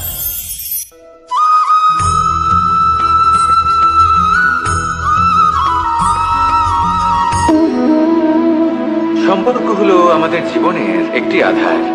কিছু সম্পর্ক এমন যা আমরা জন্মসূত্রে লাভ করি, যেমন পরিবার, মা, বাবা। কিছু সম্পর্ক আছে যা আমরা জীবনে অর্জন করে থাকি, তা সে প্রেমের হোক, স্নেহের হোক বা বন্ধুত্বের। এই সকল সম্পর্ক লাভ করার বা গড়ে তোলার 5টি ধাপ রয়েছে। প্রথম ধাপ, কোনো ব্যক্তির সাথে আলাপ হওয়া, তার সাথে কথা বলা বা তাকে দেখা। দ্বিতীয় ধাপ, সে ব্যক্তিকে আমাদের ভালো লাগা। তৃতীয় ধাপ, আমাদের এটা চাইতে শুরু করা যে জীবনে এই ব্যক্তি যেন আমাদের বন্ধু হন, আমাদের জীবনে থাকেন, বা আমাদের কাউকে ভালোবেসে ফেলা। আর এটা আমাদের ভাবা বা চাওয়া যে সেই ব্যক্তি যেন আজীবন আমার সাথে থাকেন, আমার জীবনে আমার সাথী হয়ে। চতুর্থ ধাপ, লাভ করা। এবার এই ধাপটি অনেক মানুষের পক্ষেই খুবই সরল হয়, বড়ই সরলভাবে নিজেদের সঙ্গীকে লাভ করে থাকেন। কিছু মানুষের জন্য এই ধাপ অত্যন্ত কঠিন হয়ে থাকে। অনেক প্রতিকূল পরিস্থিতির উপর জয়লাভ করে তারা সঙ্গীকে লাভ করেন, কিন্তু লাভ অবশ্যই করেন। এরপরে আসে পঞ্চম, অন্তিম এবং সব থেকে গুরুত্বপূর্ণ ধাপ। সেটা হলো সেই সম্পর্ক পালন করা।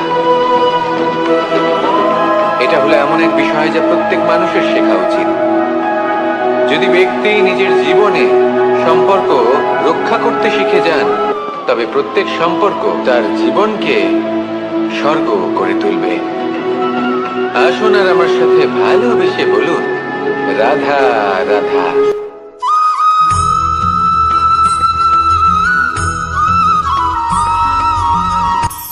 কখনো কোনো বাগানের কোনো বৃক্ষকে দেখেছেন যেখানে সুগন্ধি ফুল থাকে, রসালো ফল থাকে?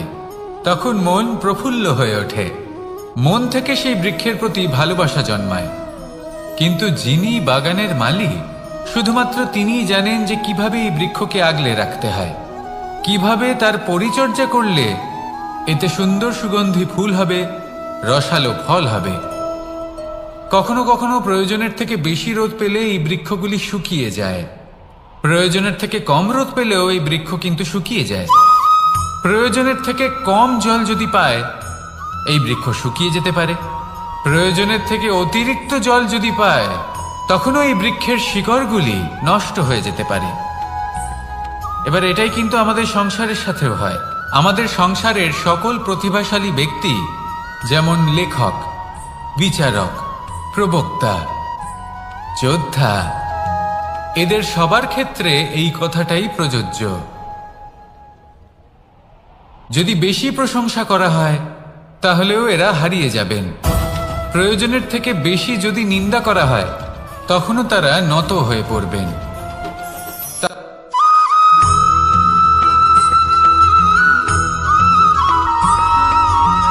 এই দড়িটা দেখুন,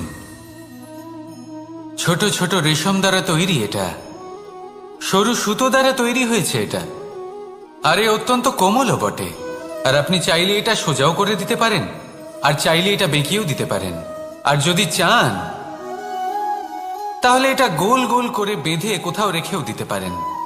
এবার এই কোমল দড়ি যদি কোনো নিষ্ঠুর কঠিন পাথরে বারংবার জড়িয়ে দেওয়া হয়, তাহলেও তাকেও কাটতে পারে, নিজের ছাপ ছেড়ে যেতে পারে, সেটার আকারও বদলে ফেলতে পারে। এবার এর কারণ কি? এর কারণ হলো অভ্যাস আর নিরন্তর প্রচেষ্টা। যদি আপনিও চেষ্টা করেন আর নিরন্তর কর্ম করে যান, তাহলে আপনার প্রারব্ধ পাথরের মতো কঠিনই হোক না কেন, তাতে ভাঙন ধরিয়েও আপনি নিজের লক্ষ্যে অবশ্যই পৌঁছতে পারবেন। একটা গুরুত্বপূর্ণ কথা মনে রাখবেন, সুকর্মের অভ্যাস আর নিরন্তর প্রয়াস, এই হলো সাফল্যের মন্ত্র। তাহলে জীবনে এই মন্ত্র আনুন আর আমার সাথে ভালোবেসে বলুন, রাধা রাধা।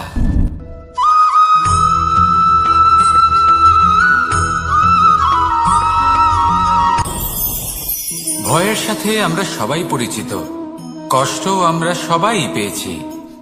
কখনো কখনো আমরা অসুস্থ হয়ে পড়ি, আর এমন সময় হলে মাতার মমতা, কখনো বাবার স্নেহ, কখনো বন্ধুদের পাশে থাকার অনুভূতি আমাদের রোগ নিরাময়ে সাহায্য করে। কখনো যদি আমরা নিরাশ হয়ে পড়ি, তখন যদি আমাদের কোনো আপনজন আমাদের দুটো ভালো কথা বলে, তখন আমাদের মনোবল বেড়ে যায়। ঠিক তেমন সংসারের এই রঙ্গমঞ্চে যদি আপনি পীড়িত অনুভব করেন, কিছু শুভ কথা আলোচনা করুন, কিছু স্তুতি গান করুন, কিছু মুহূর্তের জন্য হলেও নিজের ইষ্টদেবের কথা স্মরণ করুন আর প্রার্থনা করুন। সাহস বাড়বে, শক্তিও বৃদ্ধি পাবে এবং সামনে এগিয়ে চলার পথও দেখতে পাবেন। তখন এই মন প্রসন্ন হয়ে বলবে, রাধা রাধা।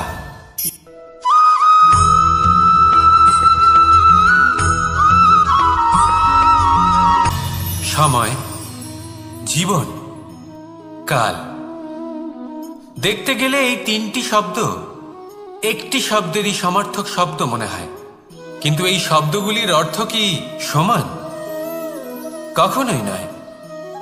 হ্যাঁ, এই সময় চলতে থাকে, জীবন চলতে থাকে, কালচক্র চলতে থাকে। এই সময় কেটে যায়, কিন্তু এই জীবন, একে যাপন করতে হয়। কি বলেন? এই জীবনে কিছু করুন বা কিছু না করুন, জীবন এমনি কেটে যাবে, আপনি জানতেও পারবেন না। কিন্তু সেটা আমাদের উদ্দেশ্য নয়, একে যাপন করতে হবে। এই জীবনে প্রেরণা পেতে শিখুন, প্রেরণা দিতে শিখুন, আহ্বান গ্রহণ করতে শিখুন, আহ্বান জানাতে শিখুন, মহান কাজ করতে শিখুন, ধন্যাত্মক বোধ জাগিয়ে তুলুন।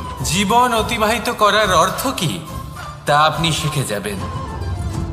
কারণ সময় কেটে যায়, সমস্ত যুগ কেটে যায়, কিন্তু জীবনের রীতি জীবন কাটিয়ে দেওয়া নয়, জীবন যাপন করা।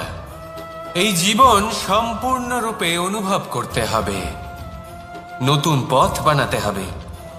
এবারে যদি এই জীবন বাঁচার সময় একবার ভেবে দেখুন, যদি মনে প্রেম থাকে, সদ্ভাবনা থাকে, তাহলে কি হবে?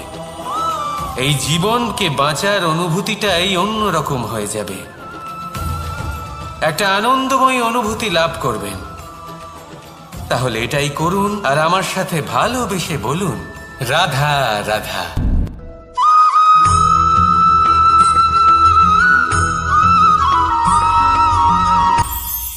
এটা হলো ধান গাছ। এর থেকে যে চাল উৎপন্ন হয় তা মানুষ গ্রহণ করেন।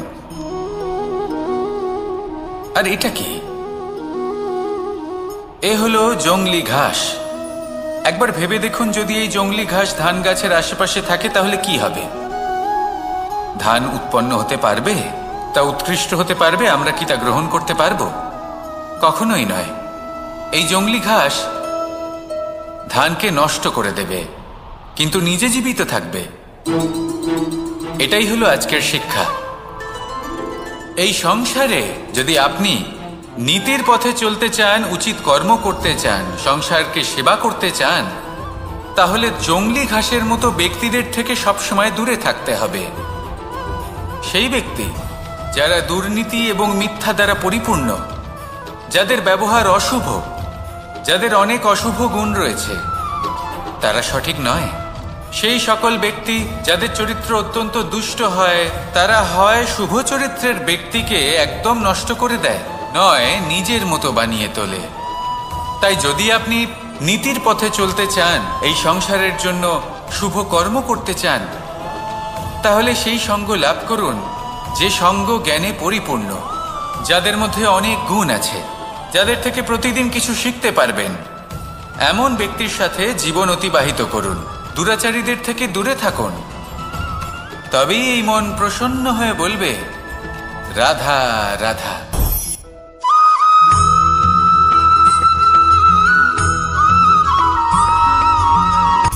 সূচের শেষে একটি ছিদ্র থাকে, যার দ্বারা আমরা এই সুতো পরাতে পারি, আর তারপর সূচের সাহায্যে এই সুতো দিয়ে বস্ত্র সেলাই করা যায়। কিন্তু যদি সুতোটা সোজা করে ধরা না হয়, তাহলে সূচে কখনো এই সুতো পরানোই সম্ভব নয়। যদি এতে কোনো গিঁট পড়ে, তখন তা কখনোই এই ছিদ্র দ্বারা প্রবেশ করা সম্ভব নয়। ঠিক এইভাবেই যদি আপনি কারোর জীবনে প্রবেশ করতে চান, কারোর অন্তরে প্রবেশ করতে চান, তাহলে আপনাকেও সহজ থাকতে হবে। এতে কোনো গিঁট থাকলে চলবে না, অর্থাৎ মনে যাতে কোনো মালিন্য না থাকে, যেন কোনো কুচিন্তা না থাকে। যদি এসব থাকে, তাহলে আপনি কখনো কারোর জীবনে প্রবেশ করতে পারবেন না। আর যদি কোনোভাবে আপনি প্রবেশ করেও যান, তাহলে তার মনে ঘর করতে পারবেন না। নিজেকে এই সুতোর মতন করে তুলুন, সহজ। মনে যেন কোনো কুচিন্তা না থাকে, সবার প্রতি যেন সদ্ভাবনা থাকে, শুভ চিন্তা থাকে। এমনটা করতে থাকুন। এমন একটা দিন আসবে যেদিন এই সমস্ত সংসারের ব্যক্তির মনে আপনি বাস করবেন, আর তখন এই মন প্রসন্ন হয়ে বলবে, রাধা রাধা।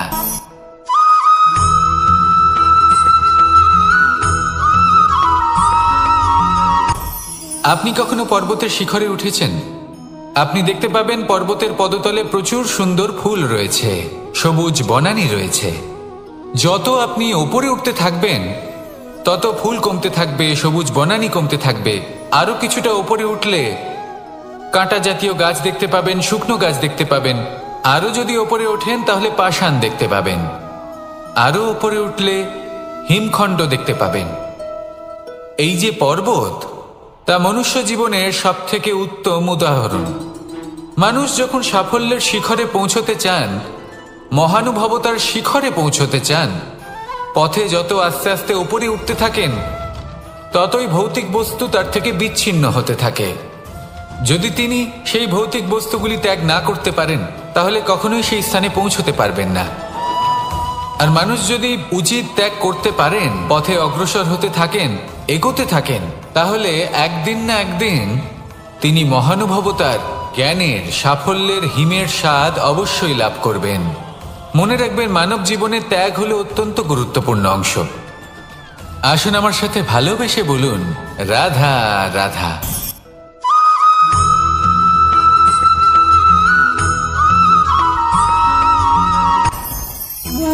ভোজন। এবার ভোজন সংগ্রহ করার জন্য মানুষ কি না করেন, সব সময় চেষ্টা করতে থাকেন। ফসল উৎপাদনের জন্য অনেক পরিশ্রম করতে থাকেন, কিন্তু অনেক সময় অনেক পরিশ্রম করার পরেও ফসল ভালো উৎপাদন হয় না। এর কারণ কি? কারণ হলো এটাই যে আপনি পরিশ্রম হয়তো অনেক করেছেন, কিন্তু আপনার নজর তো সেই বীজের দিকে ছিলই না যা আপনি রোপণ করেছেন। সেই জন্য সব সময় কোনো বীজ রোপণ করার আগে তাকে পরখ করে দেখুন, তা অত্যন্ত আবশ্যক। আর সেইভাবেই যখনই কোনো কর্মের প্রশ্ন আসে, তাহলে সেখানে শুধুমাত্র পরিশ্রম যথেষ্ট নয়। সেই কাজের প্রতি আপনার কর্তব্য কি, আপনার উদ্দেশ্য কি, সেটা জানা হলো অত্যন্ত গুরুত্বপূর্ণ। তাই কর্ম করুন, কিন্তু সেই কর্মের প্রতি আপনার যা উদ্দেশ্য, তার মাহাত্ম্য বুঝতে চেষ্টা করুন। তাহলে আসুন আমার সাথে ভালোবেসে বলুন, রাধা রাধা।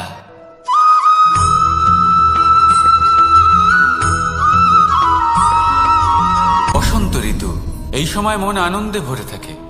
এমন মনে হয় যেন আমরা আকাশে বিচরণ করতে চলে যাই, কিন্তু সেটা তো সম্ভব নয়। সেই জন্য হয়তো আমরা ঘুড়ি ওড়াই, এই ঘুড়িকে নিজেদের প্রতিরূপ মনে করে। এবার অনেক মানুষ আছেন যারা ঘুড়ি ওড়ান, কিন্তু এই কর্মের সারমর্ম কি সেটা কজন বুঝতে পারেন? আপনি এটা মনে করুন যে আপনি হলেন সেই ঘুড়ি, আর এই সুতো যিনি ধরে রয়েছেন তিনি হলেন পরমাত্মা। আর এই সুতো যেখান থেকে শুরু হয়, সেই লাটাই হলো আমাদের কর্মচক্র। এবার আপনি নিজেই অনুমান করুন যে এই উড়ান কার ওপর নির্ভরশীল, পরমাত্মার ওপর আর আপনার কর্মের ওপর। যদি পরমাত্মা আপনার হাত ধরে থাকেন, আপনার সাথে থাকেন, যদি আপনি শুভ কর্ম করতে থাকেন, আপনি এই আকাশে উড়তে থাকবেন। কিন্তু কোথাও কোথাও যদি পরমাত্মার সাথে এই বন্ধন ছিন্ন হয়, আপনার কর্মচক্র খারাপ হয়ে যায় বা থেমে যায়, তাহলে আপনার এই ঘুড়ি কেটে যাবে আর দূরে কোনো গাছের ডালে গিয়ে আটকে যাবে। তাই শুধুমাত্র ঘুড়ি ওড়াবেন না, তার থেকে শিখুন, পরমাত্মার সাহচর্যে থাকুন, সবসময় শুভ কর্ম করতে থাকুন আর সবসময় এই আকাশে উড়তে থাকুন। আসুন আর আমার সাথে ভালোবেসে বলুন, রাধা।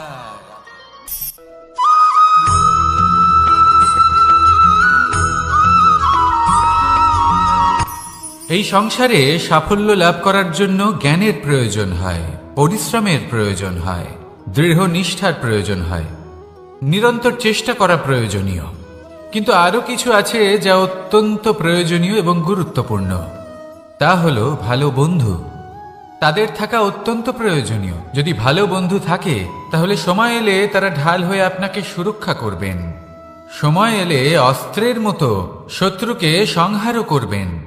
যদি তিনি জ্ঞানী হন, তাদের মধ্যে সদ্গুণ থাকে, তাহলে এই সব গুণ আপনার মধ্যেও প্রবেশ করবে। তাহলে সাফল্যের জন্য ভালো বন্ধু পাওয়া অত্যন্ত প্রয়োজনীয়। কিন্তু শুধু বন্ধু কেন, ভালো শত্রুও থাকা প্রয়োজনীয়। এবার আপনি ভাববেন, আমি কি বললাম?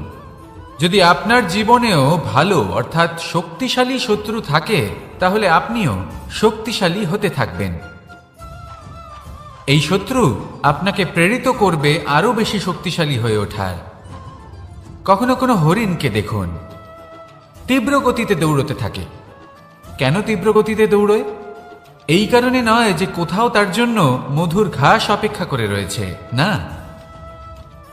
সে এই কারণে তীব্র গতিতে দৌড়য় কারণ সেটা না করলে তার পেছনে একটি সিংহ আছে যে ওকে নিজের ভোজন করে ফেলবে। তাই জীবনে বিপদ, সংকট, এই সব কিছুও হলো অত্যন্ত গুরুত্বপূর্ণ। তার সম্মুখীন হতে শিখুন আর আমার সাথে ভালোবেসে বলুন, রাধা রাধা।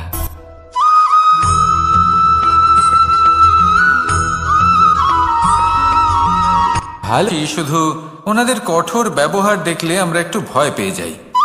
এবার ওনাদের এই কঠোর ব্যবহার আমাদের ভালো না লাগলেও অত্যন্ত আবশ্যক, কারণ মাতার থেকে আমরা যে শক্তি লাভ করি তা যেন নিয়ন্ত্রণ হারিয়ে বিধ্বংসী না হয়ে ওঠে। আমরা যেন কোনো কুপথে না চলে যাই, আমরা কখনো যেন দোষ না করে ফেলি। শুধু সেই জন্য পিতা এবং গুরু একটু কঠোর হয়ে ওঠেন এবং ওনাদের এই কঠোর আচরণ ভবিষ্যতে গিয়ে আমরা অবশ্যই বুঝতে পারি। জীবনে কিছু বছর আমরা এগিয়ে যাই আর তারপর আমরা বুঝতে পারি যে বাবা এবং গুরু আমাদের যথেষ্ট ভালোবাসতেন, কিন্তু ওনাদের ভালোবাসার বহিঃপ্রকাশ আলাদা। প্রয়োজনীয় হলো এটা দেখার, এটা বোঝার যে শুরু থেকে আমাদের প্রতি ওনাদের আচরণ কেমন ছিল। ওনাদের কঠোর হওয়ার পেছনে ওনাদের ভালোবাসাটা বোঝার চেষ্টা করুন, ওনাদের চিন্তাটা বোঝার চেষ্টা করুন, ওনাদের পথপ্রদর্শনের আড়ালে আপনার ভবিষ্যতের জন্য যে পরিকল্পনা ওনারা করেছেন সেটা বোঝার চেষ্টা করুন। তখন আপনারা বুঝতে পারবেন ওনাদের ভালোবাসাকে। আপনার মনের মধ্যে আপনা থেকেই ওনাদের প্রতি সম্মান জেগে উঠবে। নিজের পিতা এবং নিজের গুরু এই দুজনের প্রতি কৃতজ্ঞতা প্রকাশ করুন আর আমার সাথে ভালোবেসে বলুন, রাধা রাধা।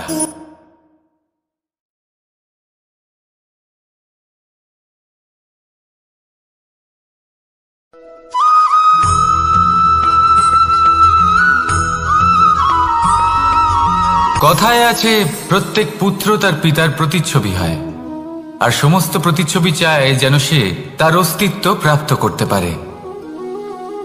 পুত্র চায় সে যেন তার পিতার মতো হয় বা কখনো কখনো তার থেকেও শ্রেষ্ঠ হয়। সেটা কোনো অনুচিত ব্যাপার নয়।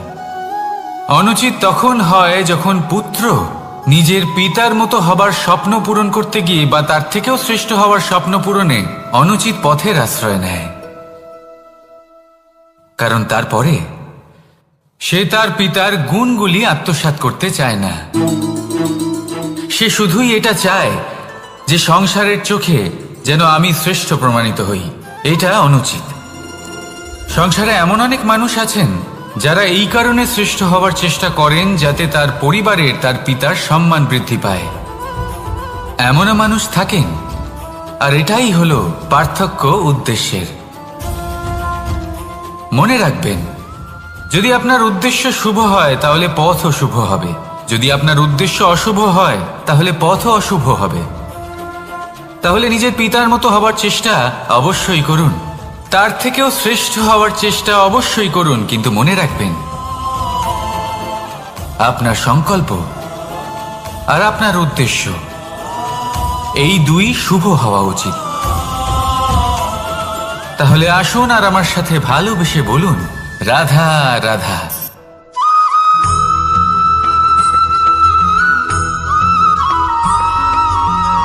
আপনি কখনো কোনো বাজকে নিজের বাসা বানাতে দেখেছেন? এই বাজ যখনই কোনো বাসা বানায় তখন উঁচু গাছের ডালে বা কোনো পর্বতের শিখরে বাসা বানায়, অনেক উচ্চতায়, আর সেখানে তার সন্তানও জন্মগ্রহণ করে। যখন এই সন্তানেরা জন্মায় তখন এই বাজ খুবই ভালোবেসে এবং খুব সাবধানে এদের পালন পোষণ করে। নিজের ঠোঁট দিয়ে তাদের ঠোঁটে খাবার পরিবেশন করে। কিন্তু যেই সেই সন্তানেরা হৃষ্টপুষ্ট হয়ে যায় এবং সেই কথা বাজ নিজে বুঝতে পেরে যায়, সেই বাজ নিজেই সেই বাসা ছিন্ন ভিন্ন করে দেয়। সেই সন্তান যাদের সবেমাত্র ডানা গজিয়েছে, কিভাবে উঠতে হয় তারা জানে না, সেই সন্তানগুলিকে উচ্চতা থেকে ঠেলে দেয়। সেই সন্তান প্রথমে ভয়ভীত হয়ে যায়। তারা সামনে মৃত্যুকে দেখতে পেয়ে ভয়ের কারণে তাদের ডানা ঝাপটাতে থাকে, আর সেই প্রক্রিয়াতেই সেই সন্তানগুলি উড়তে শুরু করে দেয়। এবার এই ঘটনায় আমরা কি শিক্ষা পেতে পারি? এটাই, যদি আপনি মাতা পিতা হন তাহলে নিজের সন্তানকে অবশ্যই স্নেহ করুন, কিন্তু তাদেরকে নিজের আঁচলের তলায় বেঁধে রাখবেন না। যদি আপনি চান আপনার সন্তান জীবনে উন্নতি করুক, তাহলে নিজের মুঠো থেকে তাদের স্বতন্ত্র করে দিন, এই সংসারে সংঘর্ষ করতে দিন। সেই সন্তান নিজেই বুঝতে পারবে যে জন্মের সময় পাওয়া ডানা কি করে ব্যবহার করতে হয়, আর আপনার চোখের সামনে আপনার সন্তান এই আকাশে উড়তে থাকবে। তাহলে আসুন আমার সাথে ভালোবেসে বলুন, রাধা রাধা।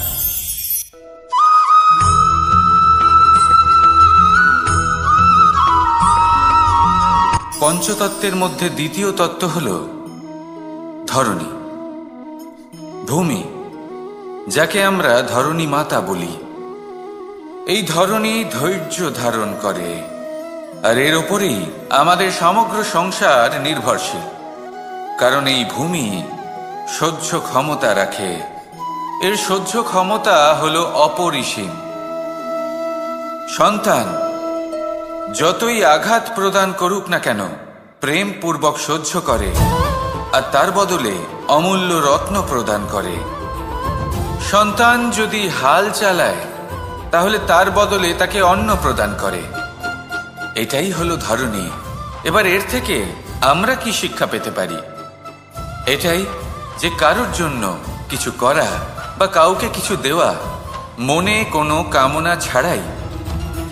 আর এই কথাটা বুঝে যান, যদি কারোর জন্য কামনা না রেখে বা কোনো পাওয়ার আশা না রেখে কারোর জন্য কিছু করেন বা কারোকে কিছু দেন, যদি এটা আপনি শিখতে পারেন তবে আপনি ভালোবাসতে শিখে গেছেন।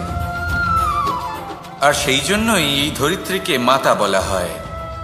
কারণ মাতা শুধু উনি নন যিনি গর্ভে সন্তানকে ধারণ করেন, মাতা তো উনিও যিনি জীবন বাঁচতে শেখান, যিনি জীবন বাঁচার উদাহরণ প্রদান করেন।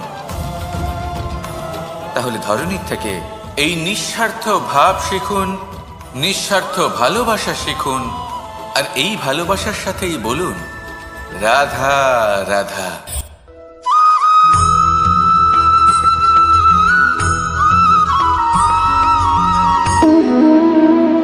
সম্পর্ক হলো আমাদের জীবনের একটি আধার। কিছু সম্পর্ক এমন যা আমরা জন্মসূত্রে লাভ করি, যেমন পরিবার, মা, বাবা। কিছু সম্পর্ক আছে যা আমরা জীবনে অর্জন করে থাকি, তা সে প্রেমের হোক, স্নেহের হোক বা বন্ধুত্বের। এই সকল সম্পর্ক লাভ করার বা গড়ে তোলার 5টি ধাপ রয়েছে। প্রথম ধাপ, কোনো ব্যক্তির সাথে আলাপ হওয়া, তার সাথে কথা বলা বা তাকে দেখা। দ্বিতীয় ধাপ, সে ব্যক্তিকে আমাদের ভালো লাগা। তৃতীয় ধাপ,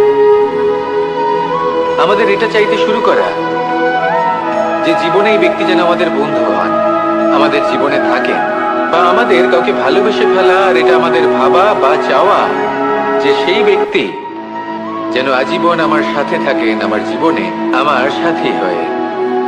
চতুর্থ ধাপ, লাভ করা। এবার এই ধাপটি অনেক মানুষের পক্ষেই খুবই সরল হয়, বড়ই সরলভাবে নিজেদের সঙ্গীকে লাভ করে থাকে। কিছু মানুষের জন্য এই ধাপ অত্যন্ত কঠিন হয়ে থাকে। অনেক প্রতিকূল পরিস্থিতির উপর জয়লাভ করে তারা সঙ্গীকে লাভ করেন, কিন্তু লাভ অবশ্যই করেন। এরপরে আসে পঞ্চম, অন্তিম এবং সব থেকে গুরুত্বপূর্ণ ধাপ। সেটা হলো সেই সম্পর্ক পালন করা। এটা হলো এমন এক বিষয় যা প্রত্যেক মানুষের শেখা উচিত। যদি ব্যক্তি নিজের জীবনে সম্পর্ক রক্ষা করতে শিখে যান, তবে প্রত্যেক সম্পর্ক তার জীবনকে স্বর্গ করে তুলবে। আসুন আর আমার সাথে ভালোবেসে বলুন, রাধা রাধা।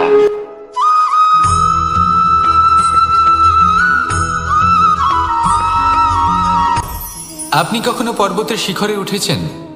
আপনি দেখতে পাবেন পর্বতের পদতলে প্রচুর সুন্দর ফুল রয়েছে, সবুজ বনানী রয়েছে। যত আপনি ওপরে উঠতে থাকবেন তত ফুল কমতে থাকবে, সবুজ বনানী কমতে থাকবে। আরো কিছুটা ওপরে উঠলে কাঁটা জাতীয় গাছ দেখতে পাবেন, শুকনো গাছ দেখতে পাবেন। আরো যদি ওপরে ওঠেন তাহলে পাষাণ দেখতে পাবেন। আরো উপরে উঠলে হিমখণ্ড দেখতে পাবেন।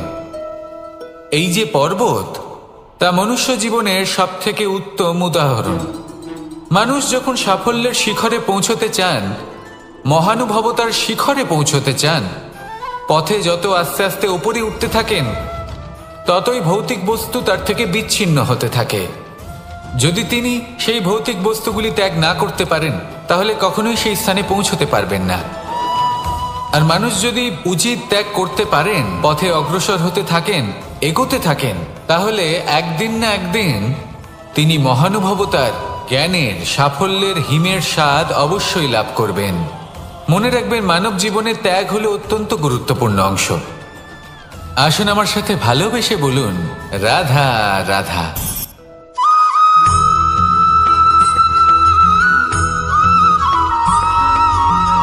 মানুষের মানসিকতা এমন হয় যে সে যতটা করে আশা করে যে তার থেকে অনেক বেশি তার বদলে সে পাবে। দেখুন, সবকিছুই আপনার ভাবনা চিন্তার উপর নির্ভর করছে। আপনি যদি ফলের বিষয়ে ভেবে কর্ম করতে থাকেন, তাহলে সেটা অনুচিত। জীবনের আসল আনন্দ হলো নিজের কর্ম করতে থাকা, ফলের চিন্তা করা উচিত নয়। যদি আপনি এরকম ভাবেন যে আমি এতটা করছি, আমার এতটা পাওয়া উচিত, সেই ভাবনা অনুচিত। যদি আপনি সেবার মানসিকতা নিয়ে কর্ম করতে থাকেন, কর্মচক্রে প্রবাহিত হন, যদি আপনি এমন ভাবনা রাখেন যে আমি এতটা পাচ্ছি, তাই এর থেকে অনেক বেশি আমি কর্ম করব, তাহলে নিশ্চিত রূপে আপনি যতটা করছেন তার থেকে অনেক বেশি আপনি পাবেন। আপনার আশার থেকে অনেক বেশি আপনি পাবেন। শুধু জীবনে অনেক বেশি কাজ করতে থাকুন, ফলের চিন্তা করবেন না। আর মনে রাখবেন, এই ভাবনাই সব থেকে বড় বীজ। কর্মের উপর বিশ্বাস রাখুন। জীবনে যা যা আপনি চান সবই সুখময় হবে। আসুন আর আমার সাথে ভালোবেসে বলুন, রাধা রাধা।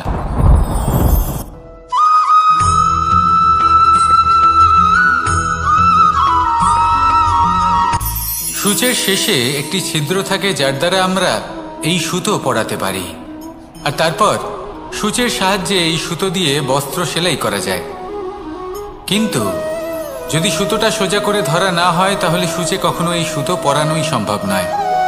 যদি এতে কোনো গিঁট পড়ে, তখন তা কখনোই এই ছিদ্র দ্বারা প্রবেশ করা সম্ভব নয়। ঠিক এইভাবেই যদি আপনি কারোর জীবনে প্রবেশ করতে চান, কারোর অন্তরে প্রবেশ করতে চান, তাহলে আপনাকেও সহজ থাকতে হবে। এতে কোনো গিট থাকলে চলবে না, অর্থাৎ মনে যাতে কোনো মালিন্য না থাকে, যেন কোনো কুচিন্তা না থাকে। যদি এসব থাকে তাহলে আপনি কখনো কারোর জীবনে প্রবেশ করতে পারবেন না। আর যদি কোনোভাবে আপনি প্রবেশ করেও যান, তাহলে তার মনে ঘর করতে পারবেন না। নিজেকে এই সুতোর মতন করে তুলুন, সহজ। মনে যেন কোনো কুচিন্তা না থাকে, সবার প্রতি যেন সদ্ভাবনা থাকে, শুভ চিন্তা থাকে। এমনটা করতে থাকুন। এমন একটা দিন আসবে যেদিন এই সমস্ত সংসারের ব্যক্তির মনে আপনি বাস করবেন, আর তখন এই মন প্রসন্ন হয়ে বলবে, রাধা রাধা।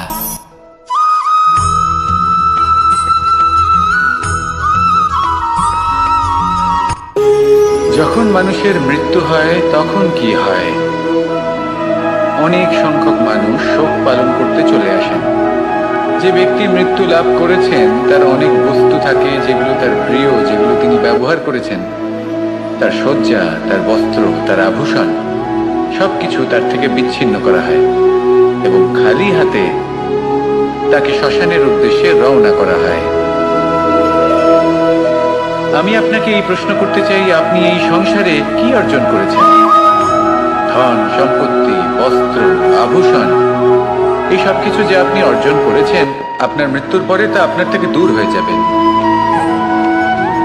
এর উত্তর হলো একটাই, আপনার কর্ম।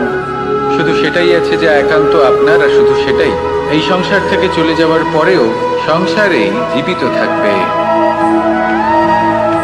যদি আপনি দুষ্কর্ম করেন তাহলে এই সংসার আপনাকে একটি অনুচিত উদাহরণ হিসেবে মনে রাখবে যে এই ব্যক্তি খুব পাপী ছিল, অনুচিত কর্ম করতেন। যে পথে তিনি চলেছেন সেই পথে কারোর চলা উচিত নয়। সেখানেই যদি আপনি সৎকর্ম করেন তাহলে সংসার চিরকাল এটাই বলবে যে খুব ভালো মানুষ ছিলেন, সবাইকে ভালোবাসতেন, সবাইকে সাহায্য করতেন, আমার খুব প্রিয় মানুষ ছিলেন। এটাই হলো শ্রেষ্ঠ কর্ম। সেই জন্য জীবনে শুধুমাত্র ধন সম্পত্তি, আভূষণ এই সব অর্জন করতে গিয়ে নিজের মনোনিবেশ করবেন না।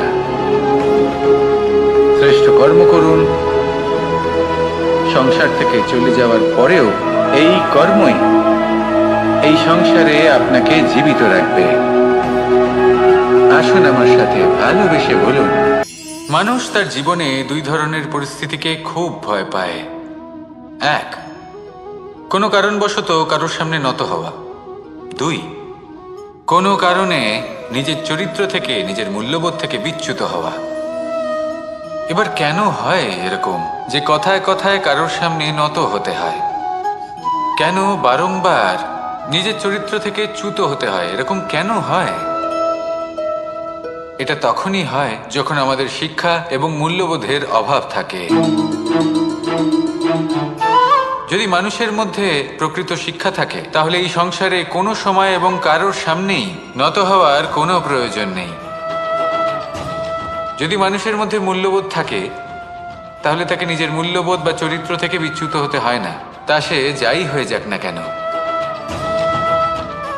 কোনো বালককে যদি জন্ম থেকেই সুশিক্ষার অধিকারী করা হয়, শিক্ষিত করা হয়, মূল্যবোধের অধিকারী করা হয়, তবে সে এই সংসারে এমন কর্ম করবে যাতে সে নিজেকে, নিজের পরিবারকে, সমগ্র সমাজকে গর্বিত করতে পারে।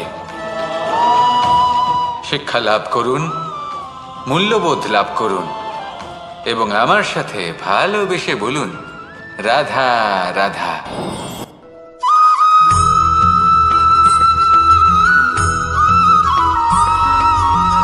কথায় আছে যে এমন কোনো অক্ষর নেই যার দ্বারা কোনো মন্ত্র হয় না। এমন কোনো বনস্পতি নেই যা নিজেই একটা ঔষধি নয়। পৃথিবীর এমন কোনো ব্যক্তি নেই যার মধ্যে কোনো যোগ্যতা থাকে না।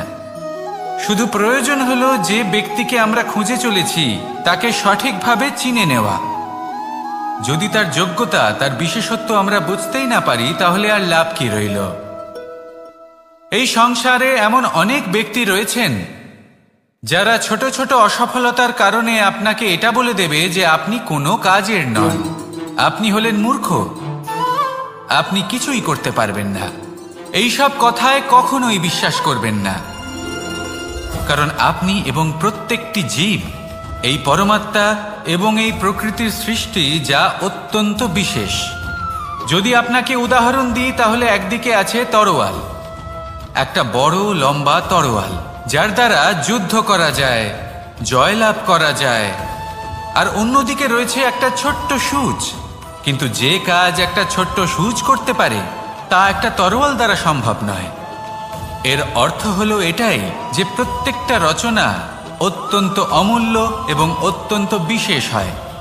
তাহলে বিশ্বাস রাখুন যে আপনি অত্যন্ত বিশেষ একজন, আর প্রেমের সাথে বলুন রাধা রাধা।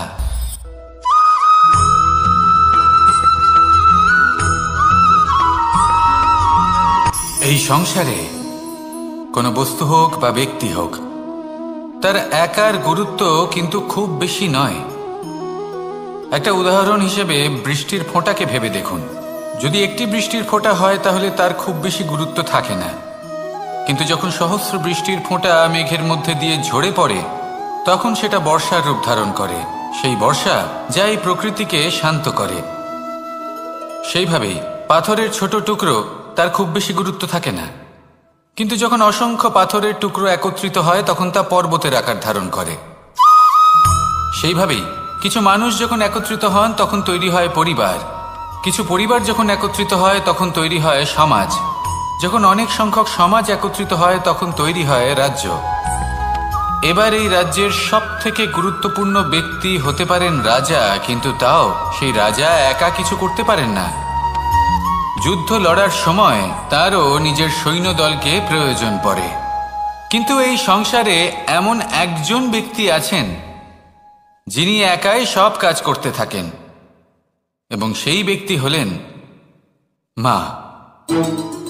আমাদের জীবনে একজন পিতার ভূমিকা কিন্তু নিঃসন্দেহে অমূল্য, কিন্তু আমাদের সকলের জীবনে যে ভূমিকা একজন মায়ের তা অন্য কারোর থাকে না। একজন মা একাই সন্তানকে বড় করতে পারেন, সংস্কারী করে তুলতে পারেন, তার জন্য পরিশ্রম করেন। আর এত কিছু কাজ করার পরেও তার কাজের জন্য তিনি প্রশংসা অবশ্য পান না। উল্টে যদি সেই সন্তান অনুচিত পথে চালিত হয়, অনুচিত কর্ম করে, তখন সেই মাকেই অপবাদের পাত্র হয়ে উঠতে হয়। আমাদের জীবনে মায়ের যোগদান কতটা সেটা বুঝুন। আপনাকে বড় করে তোলার জন্য উনি কতটা পরিশ্রম করেছেন সেটা বুঝুন। আজ থেকে, এখন থেকে, এই মুহূর্ত থেকে মাকে সম্মান করতে শিখুন। যখন সময় পাবেন, যখন সুযোগ হবে, তখন তার প্রশংসা করুন, ওনারও ভালো লাগবে। আর মায়ের এই মমতার জন্য, তার এই ভূমিকার জন্য আসুন সবাই মিলে আমরা তাকে প্রণাম করি, আর সকলে মিলে ভালোবেসে বলি রাধা রাধা।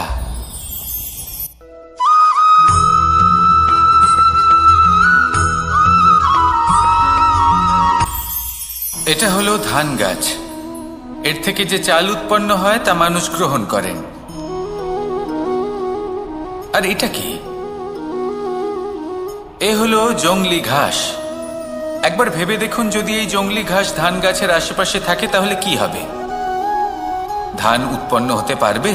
তা উৎকৃষ্ট হতে পারবে? আমরা কি তা গ্রহণ করতে পারবো? কখনোই নয়। এই জংলি ঘাস ধানকে নষ্ট করে দেবে, কিন্তু নিজে জীবিত থাকবে। এটাই হলো আজকের শিক্ষা। এই সংসারে যদি আপনি নীতির পথে চলতে চান, উচিত কর্ম করতে চান, সংসারকে সেবা করতে চান, তাহলে জংলি ঘাসের মতো ব্যক্তিদের থেকে সবসময় দূরে থাকতে হবে।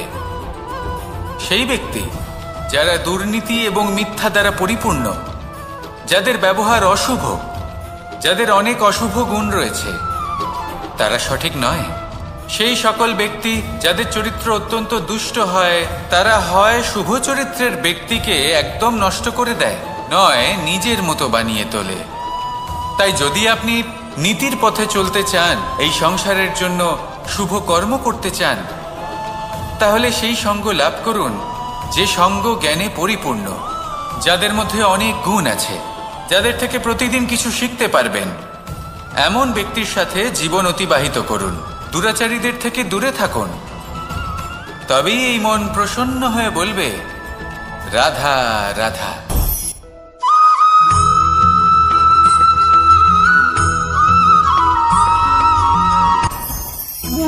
ভোজন। এবার ভোজন সংগ্রহ করার জন্য মানুষ কি না করেন, সব সময় চেষ্টা করতে থাকেন। ফসল উৎপাদনের জন্য অনেক পরিশ্রম করতে থাকেন, কিন্তু অনেক সময় অনেক পরিশ্রম করার পরেও ফসল ভালো উৎপাদন হয় না। এর কারণ কি? কারণ হলো এটাই যে আপনি পরিশ্রম হয়তো অনেক করেছেন, কিন্তু আপনার নজর তো সেই বীজের দিকে ছিলই না যা আপনি রোপণ করেছেন। সেই জন্য সব সময় কোনো বীজ রোপণ করার আগে তাকে পরখ করে দেখুন, তা অত্যন্ত আবশ্যক। আর সেইভাবেই যখনই কোনো কর্মের প্রশ্ন আসে, তাহলে সেখানে শুধুমাত্র পরিশ্রম যথেষ্ট নয়। সেই কাজের প্রতি আপনার কর্তব্য কি, আপনার উদ্দেশ্য কি, সেটা জানা হলো অত্যন্ত গুরুত্বপূর্ণ। তাই কর্ম করুন, কিন্তু সেই কর্মের প্রতি আপনার যা উদ্দেশ্য তার মাহাত্ম্য বুঝতে চেষ্টা করুন। তাহলে আসুন আমার সাথে ভালোবেসে বলুন, রাধা রাধা।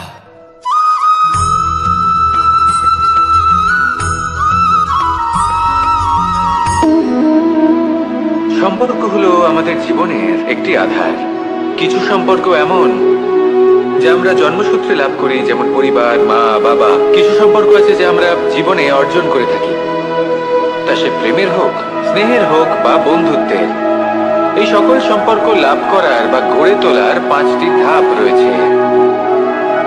প্রথম ধাপ, কোনো ব্যক্তির সাথে আলাপ হওয়া, তার সাথে কথা বলা বা তাকে দেখা। দ্বিতীয় ধাপ, সে ব্যক্তিকে আমাদের ভালো লাগা। তৃতীয় ধাপ, আমাদের এটা চাইতে শুরু করা যে জীবনে এই ব্যক্তি যেন আমাদের বন্ধু হন, আমাদের জীবনে থাকেন, বা আমাদের কাউকে ভালোবেসে ফেলা। আর এটা আমাদের ভাবা বা চাওয়া যে সেই ব্যক্তি যেন আজীবন আমার সাথে থাকেন, আমার জীবনে আমার সাথী হয়ে। চতুর্থ ধাপ, লাভ করা। এবার এই ধাপটি অনেক মানুষের পক্ষেই খুবই সরল হয়, বড়ই সরলভাবে নিজেদের সঙ্গীকে লাভ করে থাকেন। কিছু মানুষের জন্য এই ধাপ অত্যন্ত কঠিন হয়ে থাকে। অনেক প্রতিকূল পরিস্থিতির উপর জয়লাভ করে তারা সঙ্গীকে লাভ করেন, কিন্তু লাভ অবশ্যই করেন। এরপরে আসে পঞ্চম, অন্তিম এবং সব থেকে গুরুত্বপূর্ণ ধাপ। সেটা হলো সেই সম্পর্ক পালন করা। এটা হলো এমন এক বিষয় যা প্রত্যেক মানুষের শেখা উচিত। যদি ব্যক্তি নিজের জীবনে সম্পর্ক রক্ষা করতে শিখে যান, তবে প্রত্যেক সম্পর্ক তার জীবনকে স্বর্গ করে তুলবে। আসুন আর আমার সাথে ভালোবেসে বলুন, আমাদের মনে যখন কোনো প্রশ্ন ওঠে, কোনো দ্বন্দ্ব জাগে, তখন আমরা যাই আমাদের গুরুর কাছে, আমাদের আরাধ্যের কাছে গিয়ে জিজ্ঞেস করি। এইভাবেই একদিন আমি পৌঁছলাম আমার আরাধ্যের কাছে, আমার মহাদেবের কাছে, আর ওনাকে প্রশ্ন করলাম যে মহাদেব, জীবনে আনন্দ পাওয়ার, উৎসব পালনের, প্রেম ভাগ করে নেবার, জীবনকে উপভোগ করে নেওয়ার সর্বশ্রেষ্ঠ সময় কোনটা? মহাদেব হাসলেন আর উনি বললেন, জীবনে